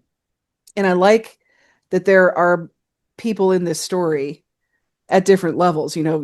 Takes Go a minute to get there. Tanner, he just is pretty much right there with it. And then you have Rhonda, who it takes her some time to get there as well. But that there are people in this world that can see through Amy, but they are people who are inconsequential to Amy's world. So it doesn't matter if they see her or not. And that's kind of the important part with these characters. Desi's very interesting. Desi is more like Amy than I think we realize at first, because like I said before, Desi, you see Desi trying to get her to be the Amy that he wants her to be. He says, here's, not that I don't appreciate, what does he call it? Like bargain chic or something like that. I don't remember, but trying to get her to wear different clothes, telling her about using the gym in his house. Because as we've seen, Amy's not fat, but Amy's been eating burgers and fries and pretty much whatever and Cheetos and sodas and pretty much whatever she wants. She's not paying attention to it because she's not trying to be anybody's cool girl. And another name just completely escaped me. The author of Super Size Me talks in his book that like junk food sells because it tastes good. And she's just doing something to feel good to get this. And then even when he's bought them groceries to make them dinner, like he takes the dessert away from her. He very much has an ideal for her in his mind. And once we realize that about Desi, because at first, Desi starts out and Neil Patrick Harris is also a consummate performer. He's a wonderful, wonderful actor. And he is often who I bring in the discussion when we have discussions about where acting stops and real life needs to begin and real life influence needs to begin. When we have the conversations of should hetero actors play gay roles and should non-disabled people play disabled roles, and and then of course the obvious, like, no, brown face is a problem, but accents are maybe different. Like, when do you need a person that is more like the character to be the character? And like I said, there are some very obvious things. Like if you're having to paint somebody to be another race, they're wrong for the character.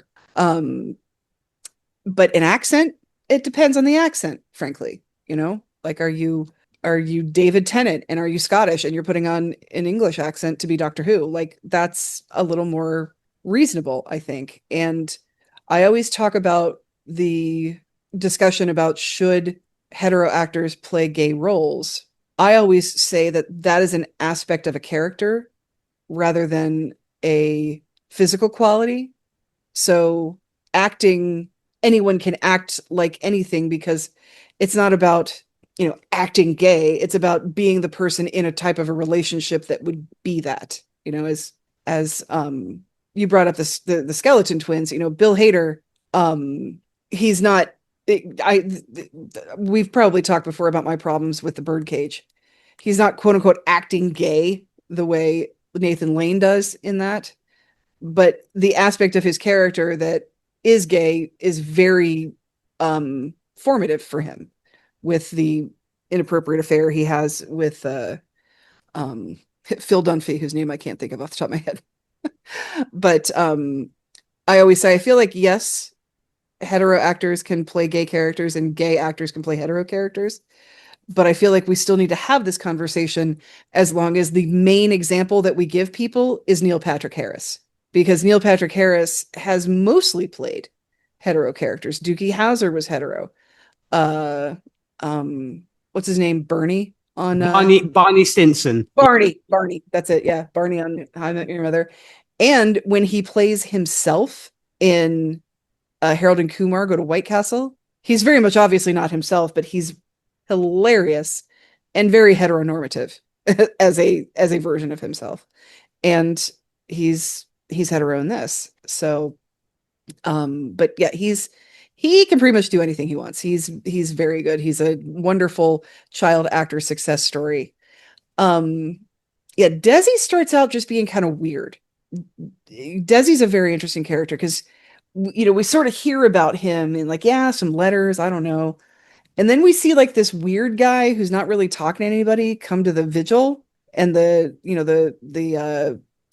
to, what do they call those things? Like, I don't know, the gathering where everybody's getting together to put together the group that's going to help look for Amy and all of that. He shows up to that. He's a little bit weird. And then when Nick finds him, he's like, hey, so yeah, I'm Nick Dunn and I need to talk to you about like Amy possibly playing you. And he's like, Your wife's missing, and that's what you're doing.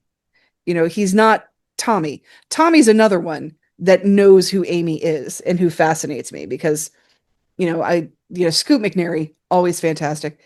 And, the moment that he has with, the very honest moment he has with Nick, where they're in the bar and he's like, so she said no, dude, she said I raped her. Did you do it? Did you do it?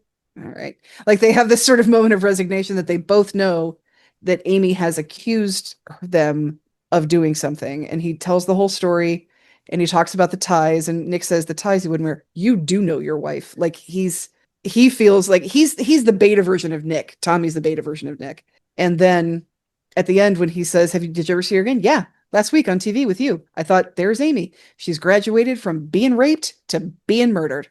And, he sort of knows about that. Whereas Desi is, first of all, the air of elitism around Desi is palpable. Like I said before, Desi had a mother in the book, and it comes from her. Like he comes by it honest. He was raised with an air of elitism. And yeah, I love when they go to Greece. He thinks about lobster and Scrabble. It's just adorable. Or when they're talking about going to Greece. So he has this elitist nature about him that puts him kind of on the periphery of general, of regular people, essentially.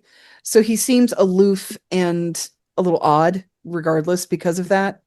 And that's also kind of where you start to understand Amy a little bit too, because he and Amy went to high school together, and I think she learned from him a little bit too, because he definitely has that mentality of being the best possible, striving to be the best possible version of where you are, and he's lived a life where that's always where he's been, is to be, the well-dressed, well-poised, educated, wealthy. He has this beautiful lake house, but is anything personal in it? No.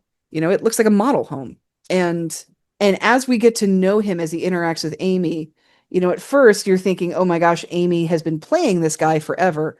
There are some women have guys like this where they just sort of keep in their back pocket when they need an ego boost, or when they need, they needed a date for New Year's, but they're single, like that kind of a thing. Women can do that. You think that you sort of start thinking that Desi is this for her, and he kind of is. He kind of is, but you realize as they, when he picks her up from the casino, she tells him the story and he completely believes her. That Desi has fallen for her hook, line, and sinker. Desi's still single too. So Desi's never, married outside of Amy, because as you interact with him, you kind of get the feeling that there's a reason for that he's been waiting for this day. So he's able to finally now bring her home to the lake house, secluded. I mean, she's not really locked up, but he has the only car, and it's out in the middle of nowhere, And in the book, you feel a little bit more sense of danger because the mother is also there pulling strings and there's two of them. And so you feel a little bit more imminent danger because Desi does have an ally, and not just an ally, but somebody egging him on. She's very Angela Lansbury from The Manchurian Candidate. She's very much a puppet master. But then you see him saying, the sooner you look like yourself, the sooner you'll start to feel like yourself, which is really not how that works. You need to feel like yourself to know what you want to look like. And he's basically saying, as soon as you look like my perception of you at your best self, things are going to be okay. And he's trying to keep her from things. And I think Desi is where Amy gets a lot of her dismissive and resentful attitudes towards food. We hear her when she's driving along and seeing all the other women driving. She's talking about he likes football, so she's a mall babe that goes for chicken wings, and she'll talk about drinking beer and eating pizza but remaining a size 4. That there's almost this resentment that food impedes on becoming the person, the perfect person that she's supposed to be. And I think she gets that from Desi when you see him disappointed in her body and disappointed in the fact that she's even eating. Because like I said, there's really nothing wrong with Amy. Like when you see her coming out of her cabin, with the sunglasses on, she's cute. She's absolutely adorable. I mean, she's still Rosamund Pike. She's still adorable. But not for Desi. And then when you see the clothes he's bought for her, like those nightgowns, and I love her sexy underwear in white, like that sort of purity, but that sort of sexual purity that Desi's going for with that. He bought her that underwear. He bought her those nightgowns. He wants something from her, but we're not sure what it is yet. And then when they have the conversation after she sees that Nick is on board with her, that he needs her to save him, and that he knows how he failed. Because Nick didn't fail by cheating with Andy. Nick failed by no longer striving to be the person that Amy wants him to be. And, she's like, I have to think about things. He's like, you have strung me along for 20 years and now you're here. I'm not letting you get away again.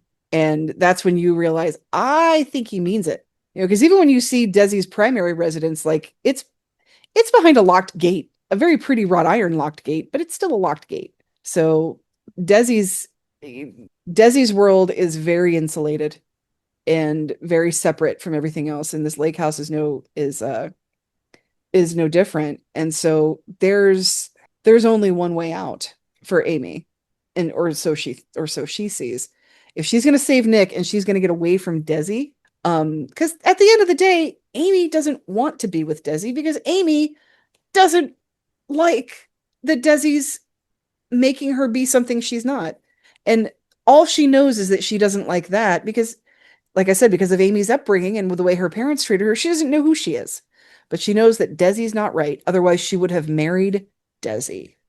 She went and had these, Amy also, we could talk about Amy for 1,000 years, such interesting ideas on sex and sexuality where, with the way Tommy is describing her as, being educated and well-read, but with an ass like a 20-year-old stripper. Like she's everything a guy would ever think about wanting on the surface. But it's like Desi wants the ass like a stripper, but he wants it covered in white lace panties, So there's Desi's proper, but Desi's not exciting. And that's why she never married Desi. If she was going to marry Desi, she would have by now.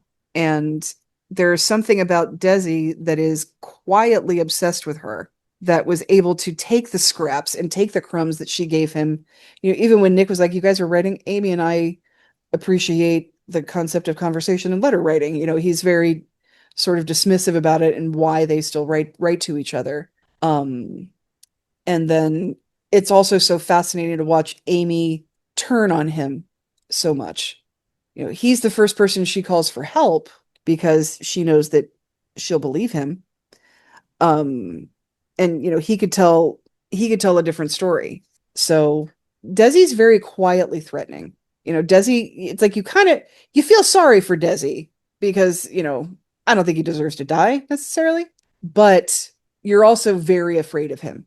And there's part of the audience that says maybe he doesn't deserve to die yet, but we don't know what's coming with Desi because Desi could be very, very frightening. But yeah, he's the first person she comes to. She still talks to him because he has appreciated in her the aspirational person that she has become. And so she is taking that. She's taking her correspondence with Desi as not just an ego boost, but a validation of who she is as a person. But then as soon as she comes back, she's like, he's always been there since high school. And I've just tried to be nice to him. And I didn't realize it. She totally turns on him. And, so it's their relationship is no more genuine than her and Nick's is because there's an understanding with Desi, but there's still a lot unsaid. And with Nick, there's, I think, a little more honesty on his part and some things unsaid, but then they come to the understanding of, what they're supposed to be. But yeah, Desi's fascinating. He's like, I'm equally scared of and frightened for him. And yeah, Neil, everybody does a great job with these characters.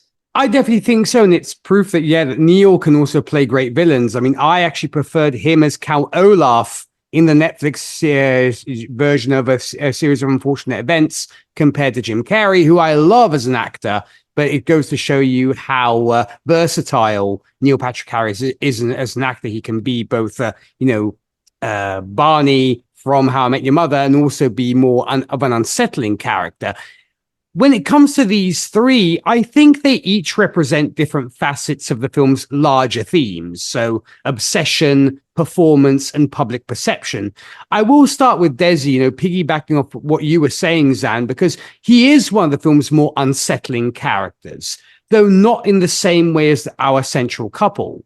Because he initially does appear as refined and generous and devoted, but there is an underlying possessiveness that gradually becomes more apparent.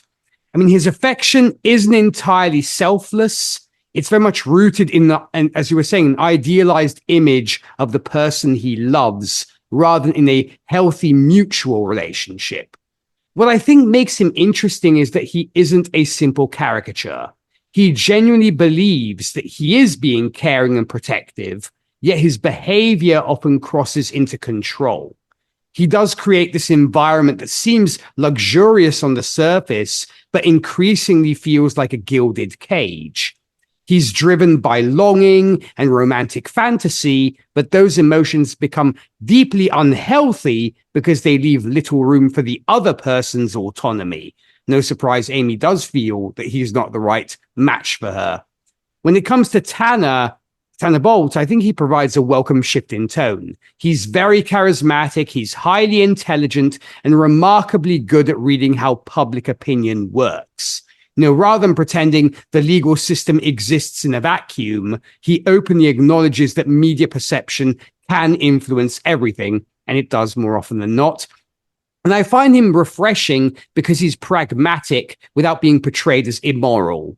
He's not interested in discovering some abstract truth. He's focused on protecting his client within the realities of a high-profile case. And his confidence and strategic thinking make him one of the film's most entertaining supporting characters. And he often does inject moments of dry humor into an otherwise tense story, and they land very well. And when it comes to Andy, I think, yes, she has a relatively limited role, but she is important because her presence exposes one of Nick's major flaws.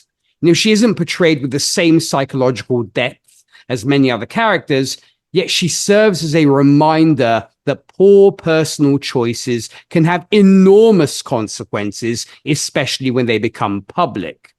And the film doesn't spend much time exploring her perspective, which is arguably intentional.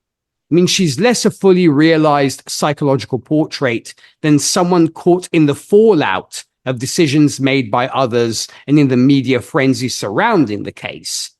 That, however, I think doesn't diminish her humanity, but it does reflect the film's broader interest in how individuals can be reduced to symbols within larger narratives. So, taken together, I think these three broaden the film's exploration of relationships and image. Desi embodies obsessive idealization, Tanner represents strategic navigation of public perception, and Andy illustrates how private mistakes can become explosive when they're pulled into the spotlight. None of them drives the emotional core of the story, but each reveals something important about the world the film is depicting, and all, I think, are great performances. So let's round off our characters with our two main media presences, and we definitely got to talk about the media when we reviewed Rachel's selection of Die Hard. In this case, we have Missy Pyle as Ellen Abbott and Celia Ward as Sharon Schreiber. So Zan, starting with you, what did you make of Ellen and Sharon? I hate Nancy Grace. I absolutely hate Nancy Grace, and that's who she's modeled after.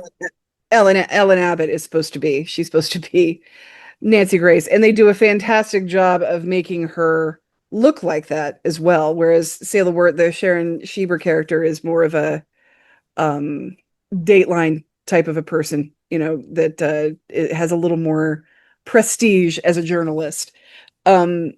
No, these are perfect examples of entertainment journalism. Ellen Abbott is, and Nancy Grace is like this too, just on the air. She is the Fox News of true crime reporting, on the air, with just her opinions as fact, and creating problems where there aren't problems, with the implied incest with him and Go, and just the really taking the pregnancy angle of it and running with it, when, as we know as an audience, Nick had no idea she was pregnant. So Nancy Grace is really going for that angle when it's the least possible motivation for anything in this story. Even if Nick had killed her, he didn't know she was pregnant. And let's not forget who Ellen Abbott has on her show. She has Noelle on her show. The two most uninformed, missing the point people of this whole thing are the ones talking back and forth about what is fact and what happened and everything. And that's kind of exactly how Nancy Grace's show was at the time. Sharon, on the other hand, she's, like I said, she's more of a respected journalist in this sense, and knows that the story is not about constantly every night talking about the breaking news of it. The story is Nick and what the deal is. And the story is sitting down and getting his side of the story and what's really, really going on, which is why they practice so much for her. And it's why Tanner allows him on the show. When Tanner and Sharon meet up with each other, they know each other. Other clients of his have been on this TV show.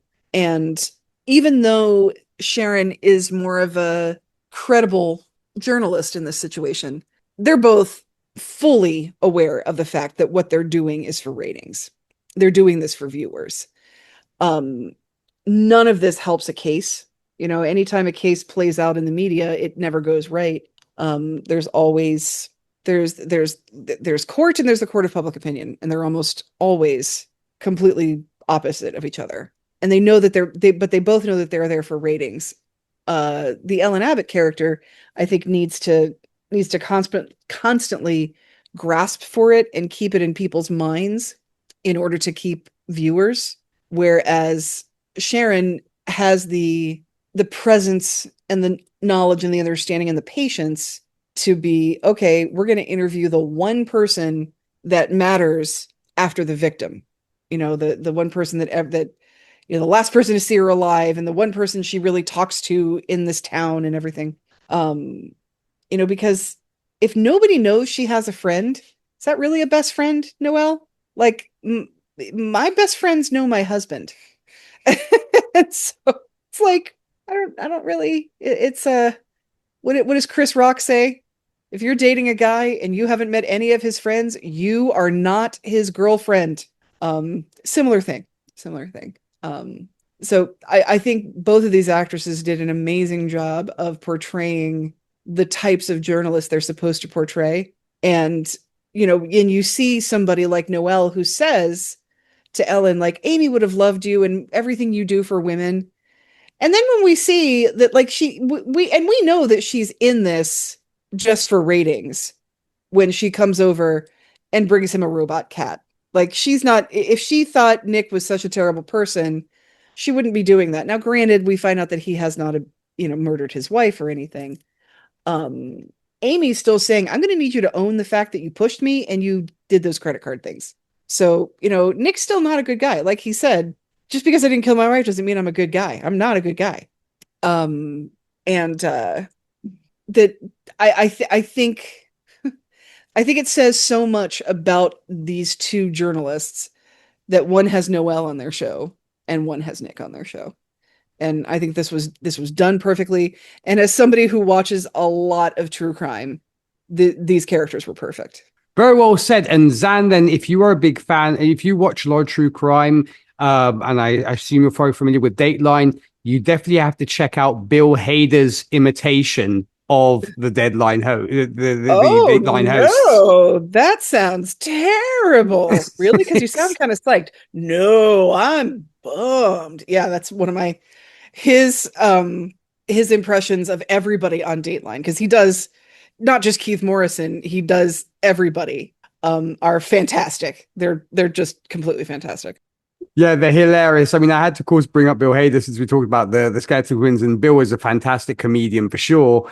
And Rachel, what did you make of our two talking heads? Yeah, I mean, especially, I mean, yeah. Unfortunately, people go missing, people get murdered all the time. There'll be one where the circumstances just grab people's attention and it becomes this huge thing. Obviously, show my age, but the OJ trial, the car chase and everything is like the most, kind of where it starts, at least for me. But even like, the Peterson case where it's like they weren't celebrities, but just the circumstances behind it caught people's attention to the point where we now have these talking heads that are supposed to be quote unquote journalists, but they use that term very loosely in some of those cases. Obviously, Dateline or something where they're actually doing like actual research and investigations, that's a whole other ball of wax. But in other cases, we get these Nancy Grace types and the like, where they're only in it for the ratings. They want people going to work the next day and talking around the water cooler about, oh my God, did you hear? And even more so now, us being able to access these sorts of things, 24/7, 365 days a year because of social media, it makes it even worse because then it makes people feel like they can get involved and they can, be investigators or whatever, or journalists too, which is kind of what Amy's supposed best friend is kind of doing. She's just like I said, she's got triplets. She's probably, with 3 kids, she's definitely a stay-at-home mom. There's no way that they could afford daycare for 3 kids at once, more than likely. And, she's probably extremely one more on the way. isolated. Yeah, and so she's extremely isolated. So this is how she can suddenly feel like she's part of something. And we've had unfortunate incidents in the last, not even decade, where people have gotten themselves involved and could have detrimentally hurt the investigation. I mean, the Boston Marathon bombing, you had all sorts of people posting all sorts of things, and accidentally putting proverbial targets on people who were no way actually involved whatsoever. And then I can't think of her name now. The girl that was living in like an RV with her boyfriend, and the boyfriend killed her and then went back to his parents. In the last few years, and you get your armchair true crime enthusiasts are like, oh, I can help.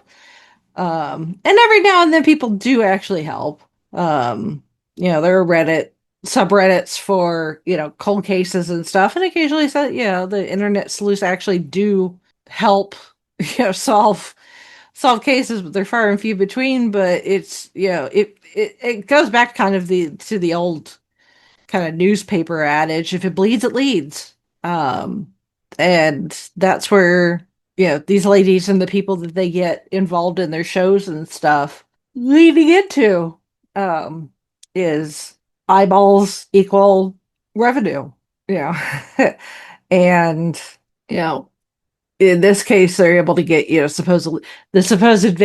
victim's supposed best friend, and then, getting like, the mistress, or even the husband himself, or whatever, to be the one to be able to say that it's like, aha, I got him, and get the public's attention, whether it's appropriate or not, is, an unfortunate thing, but it's all too real. So having these two kind of in there.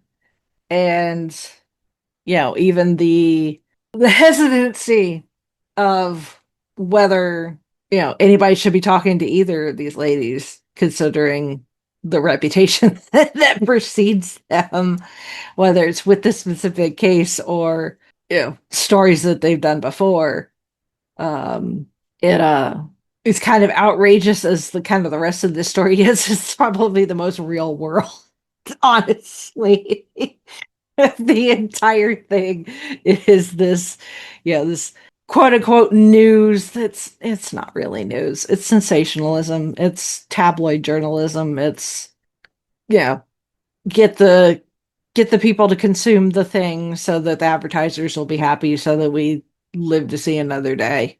And it's obnoxious. I'm not a huge true crime fan, at least not like the murders and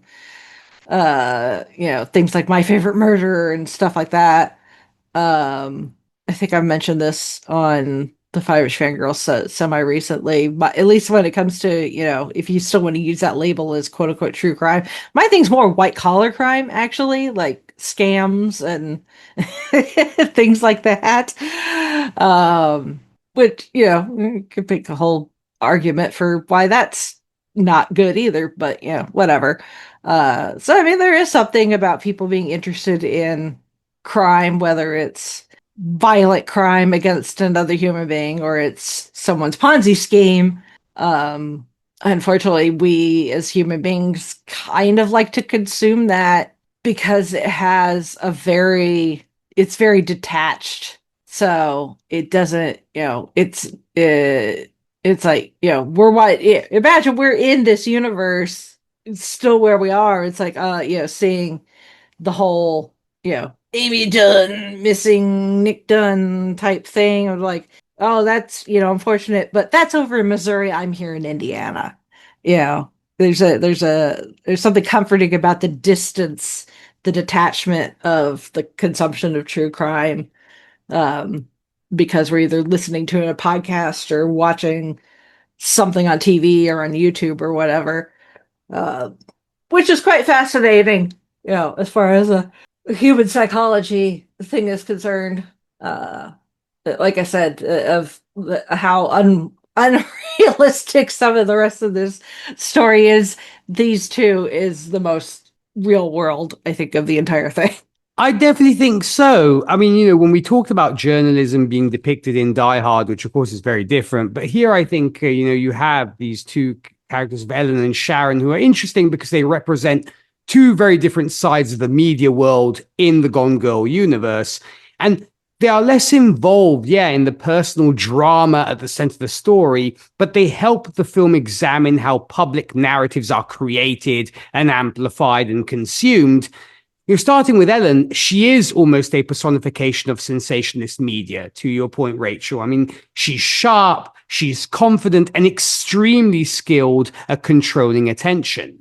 Her role is not really about discovering truth. It's about turning uncertainty into a compelling story that will attract viewers. And she understands that emotion and outrage and drama are powerful forces, and she uses them very effectively. What I think makes her compelling is that she isn't written as someone who simply makes mistakes. She understands exactly what she's doing. She knows that public opinion can be shaped through repetition and presentation, and she treats the unfolding situation almost like a performance. In that sense, I think she once again reflects one of the film's central ideas. The version of reality that reaches people is often the one that is most emotionally satisfying, not necessarily the one that is most accurate. At the same time, she isn't entirely unrealistic or unbelievable. News media does respond to public interest, and high-profile cases often become complicated mixtures of facts and speculation and entertainment.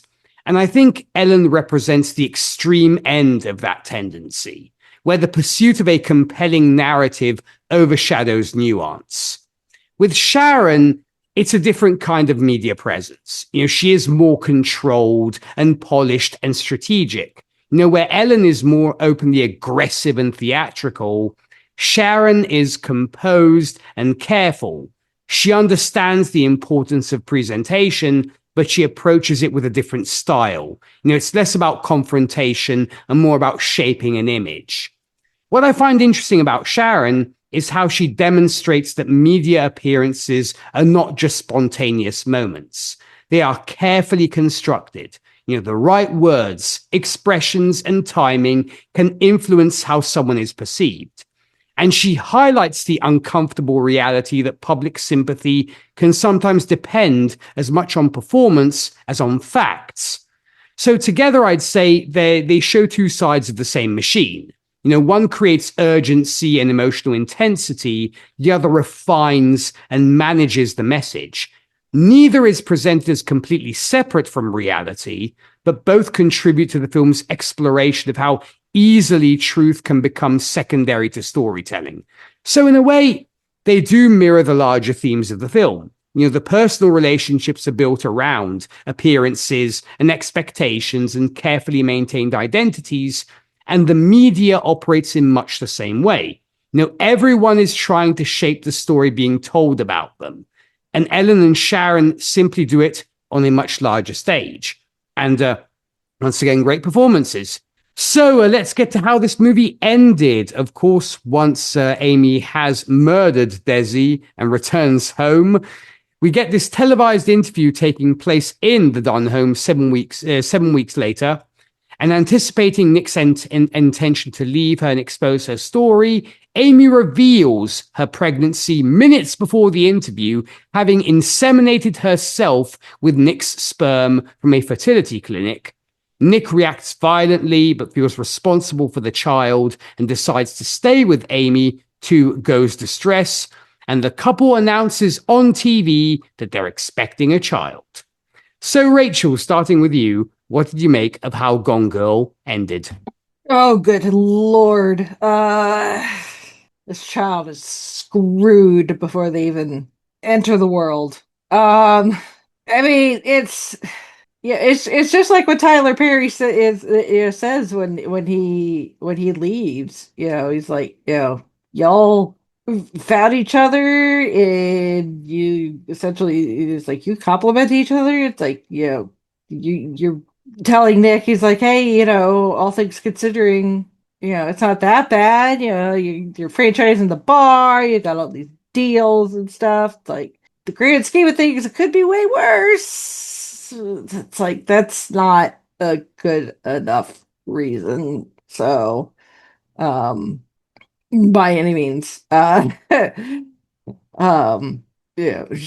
just, you just kind of have to shake your head at these two and just be like, this is so, it's one thing if they were to stay together and just find some way to coexist, write some books, maybe, get involved in producing that made for TV Lifetime movie, whatever. Franchise the bar and, just live miserably ever after, I guess, with each other. But to bring a child into it, it's all sorts of wrong. It's all sorts of wrong. This is, the generational trauma is a thing. It's, some of it is environmental, some of it is, some of it's nature, some of it's nurture. There have been studies that show that some of it is actually genetic. And considering that the trauma that both Amy and Nick are carrying around from their respective childhoods, and then the trauma they've inflicted on each other during this incident, that child is screwed. Unless they manage to win the genetic lottery when it comes to physical and psychological resilience, they are absolutely screwed, and all Amy and Nick are doing are just perpetuating the cycle of trauma onto the next generation, and that's so should not happen. But what Amy's doing is essentially trapping Nick. She's baby trapping him is what he is, because she knows he's the type of guy that won't shirk his responsibilities. if you know, and um and also once it becomes public knowledge, it's gonna it makes it even harder. Yeah, because they're gonna have the number of news vans on their street had the numbers significantly gone down, but until something bloodier comes along that catches the public's attention, they're still going to have their eye. Even if they go away completely, odds are that they're going to pop up again down the road. Either after Amy has this baby, and they'll be like, "Oh, how are they adjusting to parenthood?" and all that fun stuff, and then they're going to want to come back and see how the kid is, thriving or not. Will they have any more? That sort of thing. It's like we do occasionally with some of these bigger stories do come back every now and then to check up on them. So they're never going to be statistically, they're not likely to ever be out of the spotlight for the rest of their lives. And that is something that they are both acutely aware of. And Amy has put them in a position where once again they're having to put on a performance, but she's the director now. That's a great point. I think that is very much it, is yes, that she is now literally the master and the director of this performance. Very well said there, Rachel. And Zan, what do you think of how our movie ended? It's so bleak, which is why Fincher is perfect for this. Everybody's stuck, because let's talk about Amy. The person who I'm least concerned with in this story is Amy. She's stuck with Nick because I don't think anybody in the world is going to live up to what she expects, especially now that she is a victim in everyone's mind. As the victim, she's not necessarily the strong person that can control the narrative as well. She was able to control the narrative a lot better when no one saw her as a victim. They saw her as a victim of toxic parents, but that's different. And so, Amy's kind of stuck there with Nick. And then Nick is, of course, stuck with Amy because if he leaves her, Amy will 100% get custody and the world will hate him. And so there's kind of no turning back for him. He's got to sit there. And Go is stuck because she's not going to leave Nick alone in this situation. She's not going to leave a niece or nephew alone with Amy. She's going to do what she can to make this situation better, but neither one of them particularly want to be there. And, when we see the two of them in Go's kitchen and Go is crying and Nick has this sort of dead-eyed resignation about the whole situation. It's like we're sort of running the emotional gamut for that with them. And we're kind of glad that Nick is out of danger, but he's in a completely new kind of danger that we don't even know what's coming, because we now know what Amy is capable of, and she will hold that over him. The way they're in the shower and she's saying, "I killed for you. You came on national TV and asked me to save you, and I did it. You owe me." And I've said before that movies create their own center of morality, their own morality. And in this case, in this morality that is Nick and Amy, she's right. He does owe her. I mean, he would be on death row with no body if it weren't for this, because of the public opinion around it. If at the that's worst case scenario, best case scenario, life in prison. So she's not wrong about what she says. So it's a tough one because it's not a happy ending. Nick's not in jail and Amy's still alive, but not enough people know the truth. And this is not a good situation for particularly either of them. And Amy's coldness, again, like I say about Amy, there are a lot of ways where Amy comes by who she is honest, and the way she thinks about children, just being sort of, yeah, there can be a baby if you want one. She's so blasé about it. I think comes from her childhood, where she saw children as just herself as a child, just being something that was used, not used in an abusive sense, but a child is a resource for something else, not necessarily something to love or cherish or nurture or educate or anything like that. A child is something that is a resource. And that's unfortunate for Amy. I think Amy had to build a wall around herself to survive her parents' obvious disappointment in her and obvious use of her as just basically ideas for their other fictional daughter. And so it's unfortunate that she does not have that capacity for love. It's like you think that maybe like, and then the whole having a baby to save a marriage trope is there. But yeah, she just doesn't have that capacity for love, and you realize just how cold and dangerous she really is. Because when you see the beginning of her relationship with Nick, you can tell that she does want to be loved and wants to be admired and wants to be desired. But I don't think she knows what that means. I don't think she's ever been allowed to figure out what that actually means. And at the end of the day, after having Nick betray her the way her parents betrayed her, I think she's done.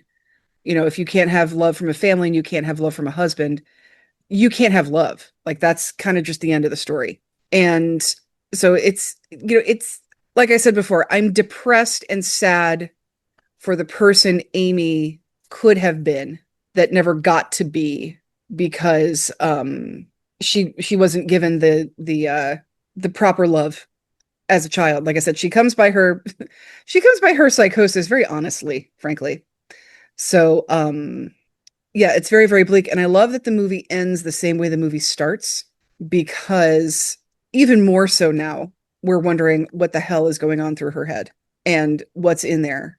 And even more so now, that look on her face when she's looking up at Nick is kind of fascinating, because, at first she was sort of looking up at him because maybe there's more there than she's sharing with him.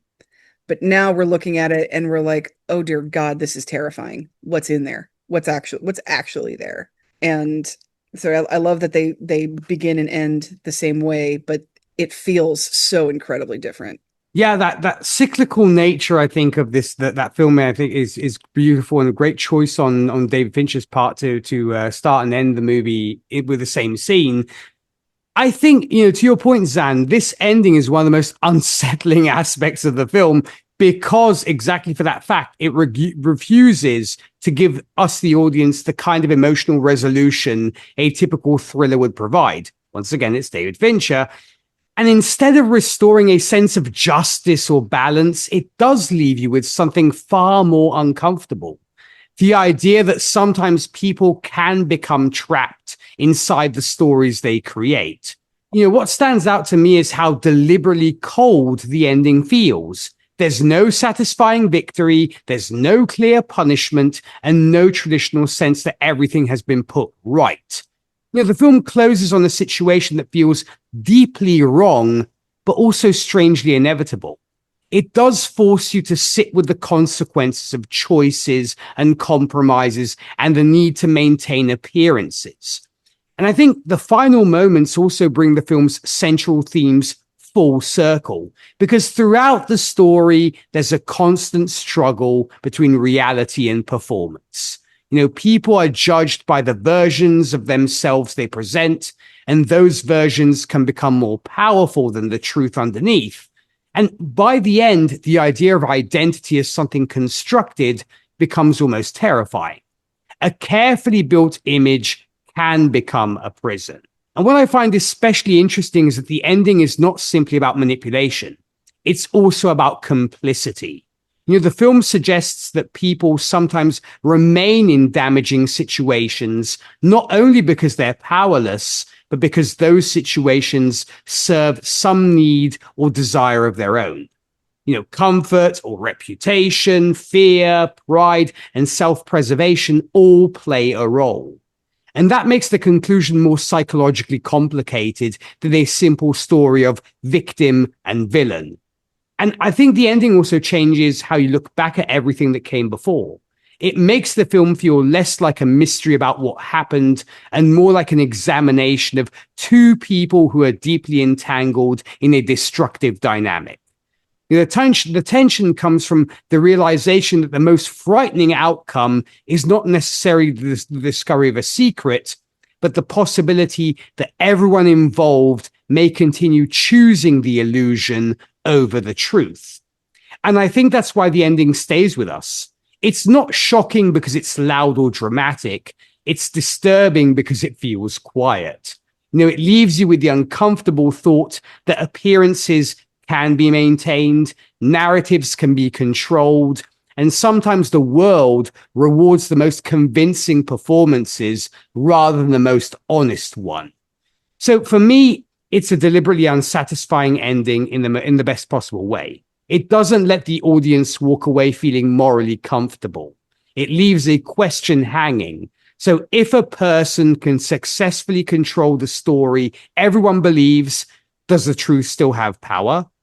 And that question is much more haunting than a simple conclusion ever could have been. So it's a fabulous, fabulous ending, though, of course, a very bleak one indeed.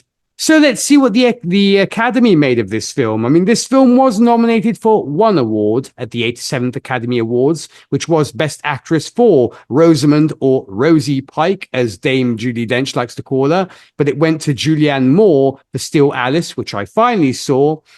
So, Zan, starting with you, should this film have won what it was nominated for, i.e. should Rosie have walked away with her statue? Should it have been nominated for anything else? And why do you think the Academy didn't nominate it for anything else? This is a tough year. There's some really good movies up here. I'm looking at, Best Director and Best Picture, and it's like, ooh, what would I move? I don't know if I would move anything.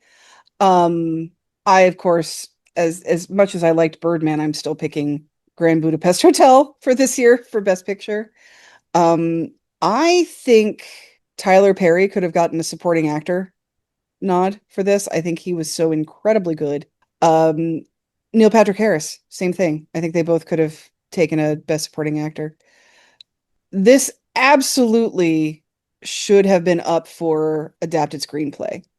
I think, like I said, the perfect things were changed in this, where it's not jarring. The movie still flows very well. The book and the movie are both very good. It's rare when I would say both book and movie are very good, and I recommend you read and watch both. And this is one of those. So I think adapted screenplay was an oversight on the Academy's part. As you know, I'm glad that Grand Budapest Hotel won the Oscar, and Alexandre Desplat was up for 2 Oscars that year. But Trent and Atticus, I love this score. It's very minimal, but it's very foreboding, and it's very malicious in places, and just eerie, just unsettling. This score does a great job of being just unsettling. So I might have given them a nod for original score.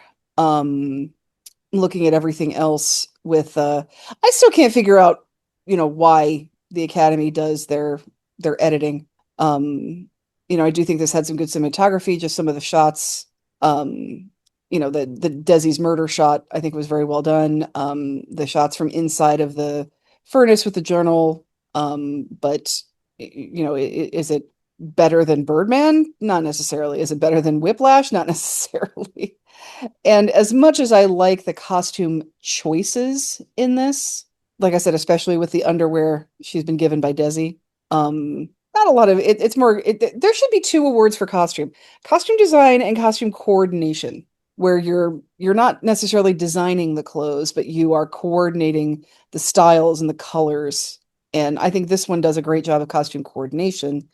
But that one also was Grand Budapest Hotel, which I think was phenomenal. So, I think those 2 actors, and I definitely think Atticus and Trent could have walked away with a nomination, at the very least a nomination.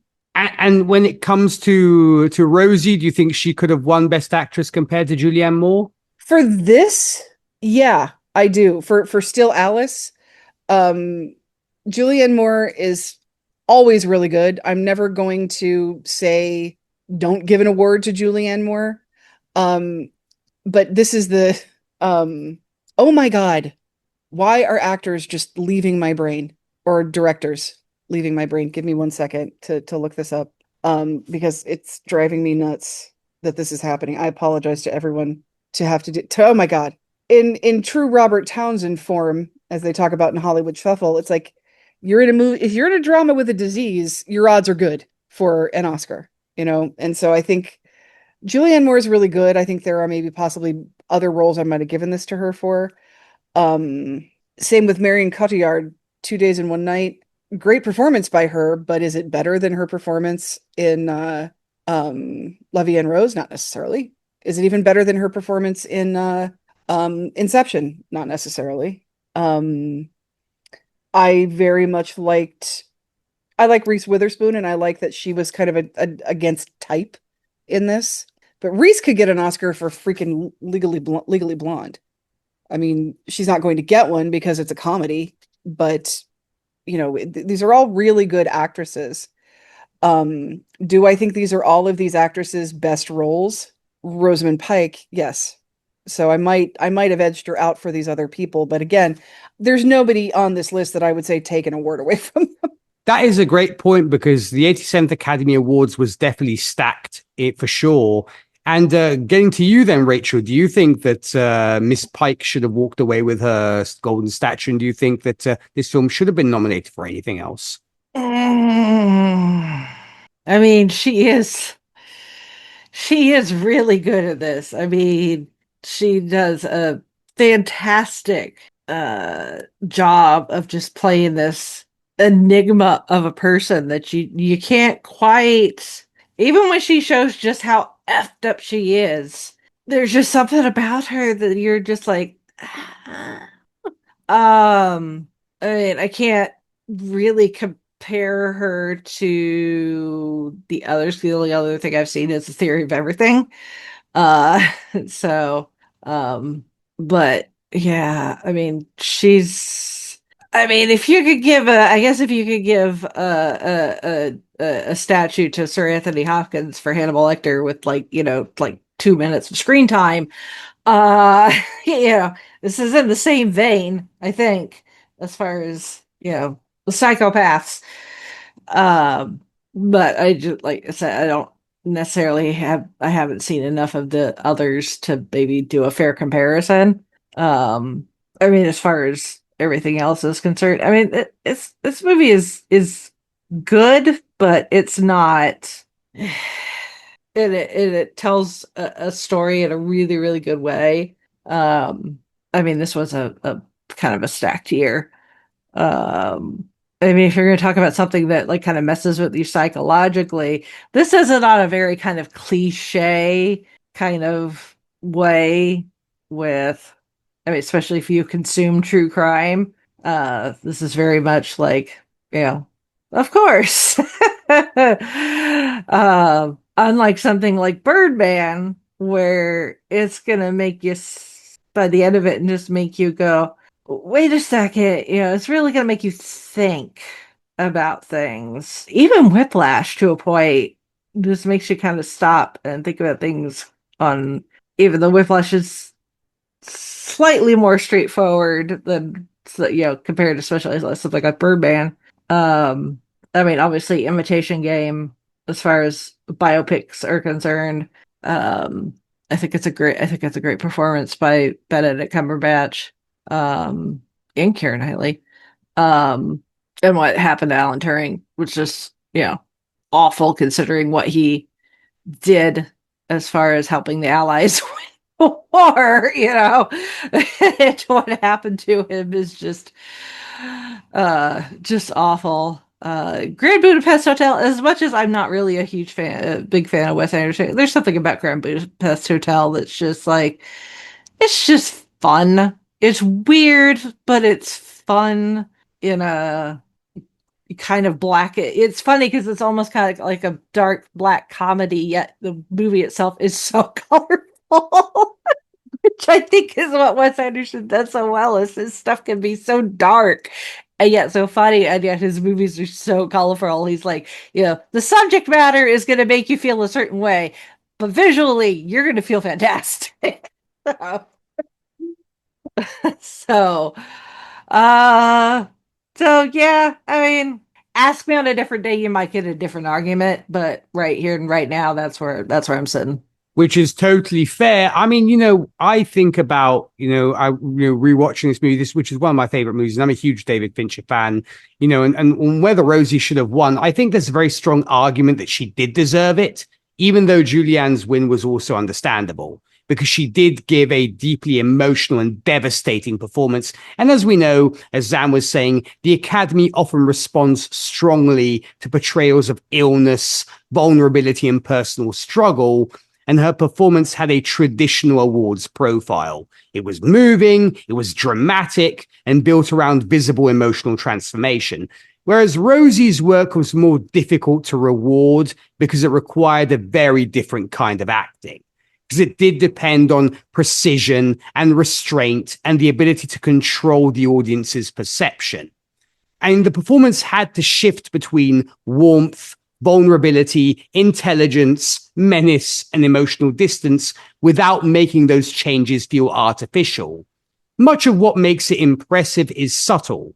So a lesser performance could have turned the character into a simple villain, but I think Rosie created someone who is psychologically layered and unpredictable. I would not say that she was robbed in the sense that Julianne's victory was undeserved, but I do think that her performance is one of the strongest examples of a lead actress performance from that decade that could have won. It was bold, it was technically demanding, and central to why the film works. As for other nominations, I think this film absolutely could have been recognized in several categories. First off, Best Director. I mean, David Fincher, as I said, I love the man, and this is probably one of the biggest omissions because he created a film with an extremely controlled tone, balancing mystery, dark comedy, psychological drama, and social commentary. The pacing is meticulous. The atmosphere is unsettling without becoming exaggerated, and every visual choice supports the themes. But yes, the Academy has often recognized his technical excellence in the past, but he was not nominated here. It may have been partly because the film was categorized as a thriller rather than a prestige drama, even though the filmmaking itself was exceptional. And I agree with you, Zan. Best adapted screenplay for Gillian Flynn for sure, because this is another major omission. Adapting her own novel, Gillian did have the very difficult task of preserving the story's structure while making it work as a cinematic experience. And the screenplay is razor sharp. It's controlled and full of uncomfortable observations about marriage and media and identity. The film's dialogue, the narrative shifts, and the dark humor are some of its greatest strengths. I would also make a case for Best Film Editing as well. I mean, this would have been a very reasonable nomination because the film's suspense depends heavily on when information is revealed and how the audience's understanding changes over time, and the editing creates tension and keeps the shifting perspective coherent.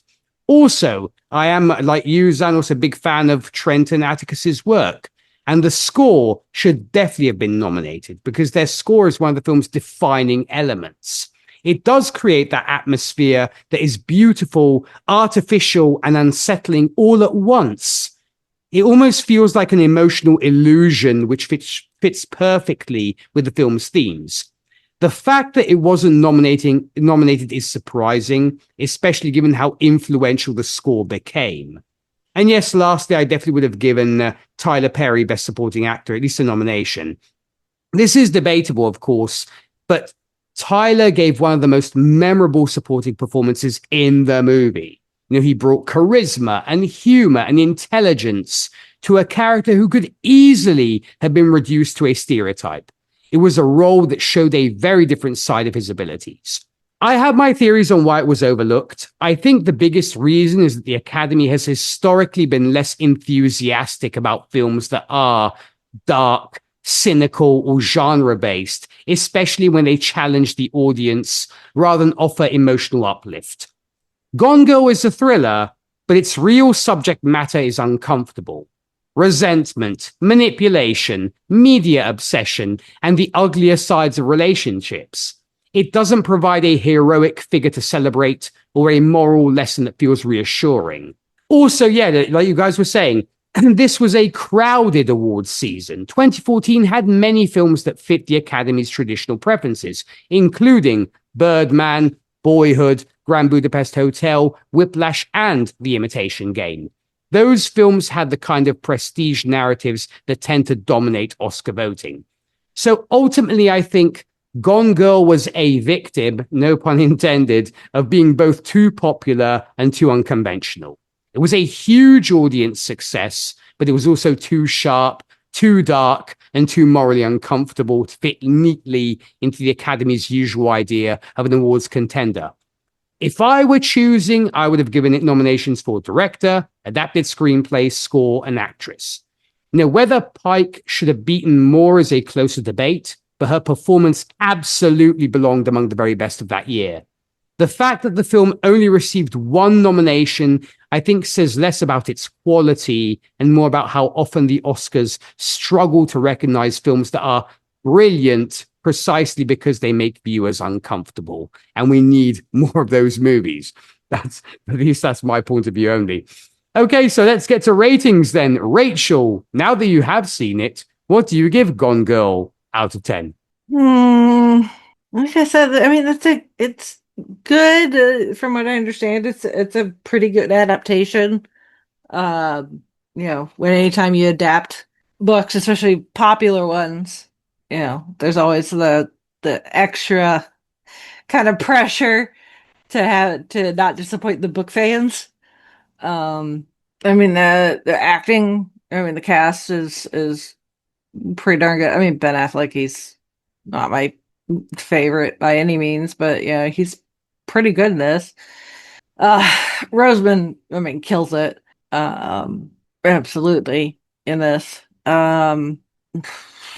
Like I said, when it comes to anything like true, quote unquote true crime or the like, it's not my cup of tea. Like I said, I'm more when you're talking about like possible crime and intrigue, give me All the President's Men over something like this. Give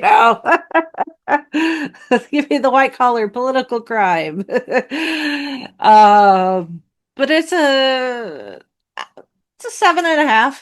So it passes with a few extra points, partial points. Well, that's great for sure. I'm glad you enjoyed it. And Zan, what do you give this one? This one's a 9 for me. I loved this book. I love this movie. I think it's bringing out the best of everyone who works on it, and I love it. It's really good. I didn't have to watch it to do this podcast, but I did because I got to. I'm so glad you rewatched it. And yes, my mother, who I'm sure is probably listening to this, was a huge fan of the book. She'd never seen the movie. She finally sat down to watch it at my behest because I'm like, we're doing a podcast review of it. And she was like, okay. And she sat down to watch and she thoroughly enjoyed it, being like you, a big fan of the book. And I'm right there with you. I'm giving this a 9 out of 10. I did select this movie, so of course I'm going to like it. What I think makes it such a strong film is how confidently it knows what it wants to be, which is the mark of a good movie. It isn't simply a murder mystery or a psychological thriller. It uses those genres as a framework to explore much darker and more complicated ideas about, as we were saying, marriage, identity, reputation, and the stories people create about themselves and others. The biggest strength is the writing. Gillian Flynn's screenplay is sharp, unsettling, and unusually observant. And it understands that people are rarely just victims or villains. They're often mixtures of insecurity and pride and fear and selfishness. The film, I think, also constantly challenges our assumptions and forces us to reconsider what we think we know. And the performances are another major reason for the high score. Rosie Pike gives a career-defining performance because she has to balance so many contradictions at once. The role requires precision rather than emotional openness, and she makes every moment feel carefully calculated. Also, good old Ben Affleck. I think he works extremely well in a role that depends on ambiguity. He captures someone who is flawed, frustrating, and difficult to fully understand. And I also think that David Fincher's direction is excellent. The film has a controlled, almost clinical style that matches its themes perfectly. The cold visuals, the deliberate pacing, and the uncomfortable atmosphere make the world feel slightly unreal, as if everyone is trapped inside the performance. And the supporting cast is another strength. Characters like Go and Rhonda and Tanner give the film different perspectives and prevent it from becoming too narrowly focused. They do help reveal the larger world around the central conflict, a world where image and media and perception can become more powerful than reality. The reason why I wouldn't give it a perfect 10 is that it is intentionally distant. That is part of its design, but it can also make the film feel emotionally cold.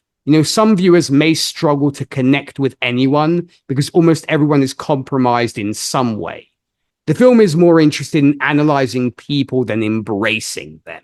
And I also think some of its commentary on gender, relationships, and media can feel a little too carefully constructed at times, almost like it's presenting an argument rather than allowing every idea to breathe naturally. But those are relatively small criticisms. A 10 out of 10 film for me usually has not only exceptional craft, but also a sense of emotional or human truth that feels impossible to replicate. Gone Girl is brilliant at dissecting human behavior, but it deliberately keeps you at a certain distance from it. So ultimately, yeah, like you, Zan, a 9 out of 10 feels right. Brilliantly made, sharply written, endlessly discussable, and that it remains memorable years later because it doesn't simply ask what happened. It asks much more uncomfortable questions about why people behave the way they do and how easily reality can be shaped into whatever story we want to believe. So 9 out of 10 for me. So getting thus to gold standard feedback this week, we have not one but two great pieces of feedback from two fantastic gentlemen, starting with the wonderful Dave Proctor. So Zan, what does Dave have for us this week? Dave says, hello, cinephiles. Hello, Dave. I am not sure how this one got missed. Affleck is hit or miss with me, but definitely was hitting on this one. A man that just seems fatigued and outpaced by the woman in his life. I think I identify with this. Ouch. Rosamund Pike was golden. I feel like I know people who are so surprised when people don't like them. They are often the smartest person in the room, but unaware when they are not. They are always calculating. Her character's ability to plan on the fly is really intimidating. She played the part well and was totally convincing. When she got robbed, I was so pleased because her underestimation of people she saw as beneath her was what gave me hope for Affleck. Her pivot was the only part of the movie I had issues with. How could Harris get fooled again? And then he starts with the Who. I'm not going to sing that. So he says, don't get fooled again. Neil Patrick Harris, a favorite. This didn't really shine a spotlight on his abilities, but it was good to see him do drama. His character was convinced he was the smartest as well. However, he was duped to a new level. He was blinded by his own inability to forget this woman. He wasn't alone. Tyler Perry was great and perfect for this part. I know he has done a lot of work, but I haven't watched a whole lot of it. This will be his iconic performance in my catalog for a while, I am sure. Kim Dickens' character and her acting was, well, the best part. She was the one you looked to because she represented the audience. We were always off balance and following what our minds were telling us. You were often wrong, but always convinced, as was she. You can only feel that way after becoming confident in your own ability to see through the smoke screens. This will probably shake her confidence from this point forward in her career and life. This movie was long but didn't drag. I saw no way out for the Affleck character, and then I saw no way he could lose, and in the end, it puts everything in doubt. I was along for every turn along the way. Sincerely, Dave K. Proctor. Thank you, Dave. Always great to hear from you, Dave, and love your feedback for sure. And spoilers, folks, Dave will be making a return at some point during this podcast, but I'm not going to review that just yet. But from the wonderful Dave Proctor, we have also the amazing Aaron Case writing in on today's movie. So, Rachel, what does Mr. Case have for us? Aaron says, subject, should I know my wife's blood type? Which Okay, in Nick's defense, I didn't even know my blood type until like 2 weeks ago. So I now know it. 43 years old, and I did not know my blood type until like the last month. So After we saw this movie, I told Chris what mine was, but I don't think either one of us remember. yeah. I told Chauncey, he'll probably remember. I might forget. Anyway, Aaron says, hello, Gold Standard hosts. Let me start by saying that I always include a quote in my subject line, but so many that I wanted to choose made me fear being put on some kind of NSA list. Okay, all jokes aside, this is one of my favorite movies of the 2000s because it has so much going for it, starting with a very tight script that never relents, subtle yet precise, direction that gets far less appreciation than it deserves, and a cast so phenomenal that not one single character feels wasted. I remember taking my mother to see this because she loved the book, but I didn't know much of anything about I didn't know much of anything about other than Fincher and the cast, which was enough to get me on board. The first half is such a twisting whodunit where I never doubted for a moment that Amy was dead, yet Nick feels too obvious to be the killer. So who's setting him up? Then the screen goes black and Amy's voice kicks in to deliver the cool girl monologue, throwing me for a loop. And this remains one of the very few times in which my mother looked over and laughed at the expression on my face because it's normally the other way around. I'm always very vocal about my love of movies where the villain wins, and having Amy go from poor abused housewife to vindictive sociopath is such an effective twist. But here's where I love our ending. Between Nick and Amy, is there really a good guy between the two of them? She may be a sociopath, but he's also a bit of a piece of shit. Kind of like your recent Patreon review of The Shawshank Redemption. We have a terrible husband who drove his wife away. That doesn't mean he deserves to be put in prison for murder. The brilliance here is that Nick gets a fitting punishment. He always took her for granted as a wife, and now she's put him in the husband jail, putting him in a position that he's trapped in with her for the next 18 years. Amy wins in a very poetic way. Delving into our cast, I remember reading that writing author Gillian Flynn stated that Affleck was always her number one choice for Nick, and honestly, he fits the role very well. Personally, I think Affleck fails to get the appreciation he deserves as an actor due to his personal life getting in the way, as well as him being a better director than actor. However, he's given a number of great performances over his career, this being one of them. Pike is brilliant as Amy, and something I believe worked to her benefit is the fact that she wasn't a big name at the time of filming. There will always be people like me who already knew who she was, but to the average moviegoer, she was a bit of a fresh face. This allowed the movie to hide the fact that the role would be larger than that of a dead wife, only appearing in flashbacks. If someone like Julia Roberts or Sandra Bullock had been cast, a high-profile name would have raised flags for her involvement that was larger than the trailer suggested, unless they pulled a Scream. The supporting cast is great, or you'd read the source material. The supporting cast is great, but something I found most shocking was when the movie was finished, I thought to myself, that could have used more Tyler Perry. Something I'm not sure anyone has ever said before. Perry seems like a genuinely pleasant person, but up until this movie, I never thought much about his talents as an actor. As for the Oscars, this was a pretty stacked year for movies, and while I would give the film several more nominations, ultimately I think the only award it should have won was Pike for Best Actress, a performance I would put on par with someone like Anthony Hopkins for Silence of the Lambs. Hey, Aaron, we in Simpicado. There we go. Take care, Aaron. Of course, there you go. Exactly. You and Aaron are in simpatico there, and a wonderful email from Aaron as always. So, of course, dear listeners, if you want to share your thoughts on the films we discuss here, like, of course, Dave and Aaron, you can do so by shooting an email to goldstandardoscars@gmail.com. Once again, goldstandardoscars@gmail.com. Be sure to follow us on our social media. You can find us on X at Oscars Gold, Facebook as Gold Standard, the Oscars podcast, and also Blue Sky, where you can find us as Oscars Gold. We love hearing from you guys, and we appreciate the follow and the support. Also, if you'd like to hear us discuss your favorite movies, you can join our wonderful family of patrons on Patreon and check out what's going on there. Of course, you get to unlock our previous reviews of such films previously selected by our patrons, such as recently, yes, The Shawshank Redemption, Finding Neverland, Prey, Captain Phillips, and many more. So to join our Golden Army, head on over to patreon.com/goldstandardoscars. And a big thank you to our wonderful patrons for their support. Speaking of which, this month, our patrons have selected Godzilla -1 for us to review, which I think will make for a fantastic discussion indeed. And finally, regardless of the platform you're listening to this podcast on, be sure to rate and review us, as that keeps the algorithm stimulated and allows a little show to reach more like-minded ears like yours. Tell your friends, tell your enemies, tell your wives, tell your husbands, tell your boyfriends, tell your girlfriends. We don't care. Just spread the good word. And a big thank you to those who have done so, and a future thank you to those who will. So, Rachel, when you're not here reviewing movies as deep and cold as Gone Girl, where can folks find you on the interwebs?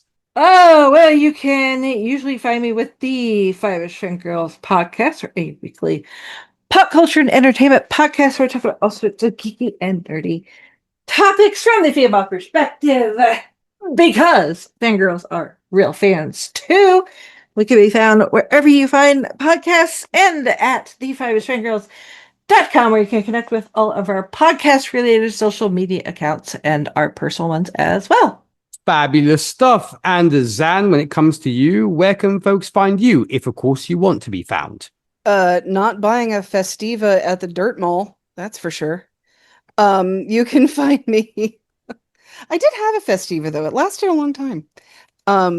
You can find me with our friend Charles Skaggs on our podcast, Drunk Cinema, where we enjoy our favorite movies over our favorite adult beverages and discuss them and record that discussion for your enjoyment. It is summer. We have stuff going on. We have aging parents, so sometimes we take hiatuses. Like instead of recording tomorrow, we're actually going to meet up in the 3-dimensional world and go watch Silence of the Lambs, speaking of Anthony Hopkins. And then if you want to find me on social media, your best bets would be Instagram, TikTok, or Letterboxd. And on all of those, my handle is Udanax19.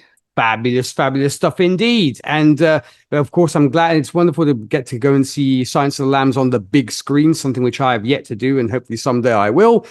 When it comes to myself, folks, you can find me at my day job, hosting the radio show Whiskey and Cigarettes, where we play the very best and nothing but the best of country music for you guys, from Alabama to Brady Zimmerman. For more information about that and where to tune in, you can visit our website, which is whiskeyandcigarettesshow.com. Podcast-wise, if you're fans of those superhero movies, you can find myself and the man from North Carolina, Keith Bliss, on Happiness in Darkness, the superhero movie podcast, where we discuss any and every superhero movie under the sun and beyond. And we're definitely having a great time when it comes to our discussions. Recently, we reviewed Project Power, which I had never seen, and I'm so glad I did, because I thoroughly enjoyed my time with that movie. And last but certainly not least, myself and Charles Skaggs can be found on the Fandom Zone podcast, where we're currently reviewing the first and so far only season of Spider-Noir. And speaking of things to come on this show, next time as our wait for the 99th Best Picture to reveal itself continues, Mr. Sean Collins will be making his return to the Gold Standard Theatre. And the movie that he has selected is the 93 Joe Dante film, Matinee. So, Rachel and Zan, anything else you would like to add on our upcoming movie or anything else before we sign off? I love Matinee so much. I've loved it ever since Bill bit me. I love Matinee. Love it. Love it. Love it. Can't wait. Can't wait. Rachel, are you familiar with this one? I am not. So, but hey, I'm always down for seeing John Goodman in something. Same here, and always happy to have, of course, the wonderful Sean Collins join us, because the man is a gent and a fantastic chap to boot. So, of course, dear listeners, thanks as always for showing supporting us. We will see you next time with Matinee, and on Patreon with Godzilla -1. Until then, enjoy those movies, keep that popcorn hot. Big thank you to Dave and Aaron for writing in, and an all-round general thank you all so much for the privilege of your time. Ciao, my people.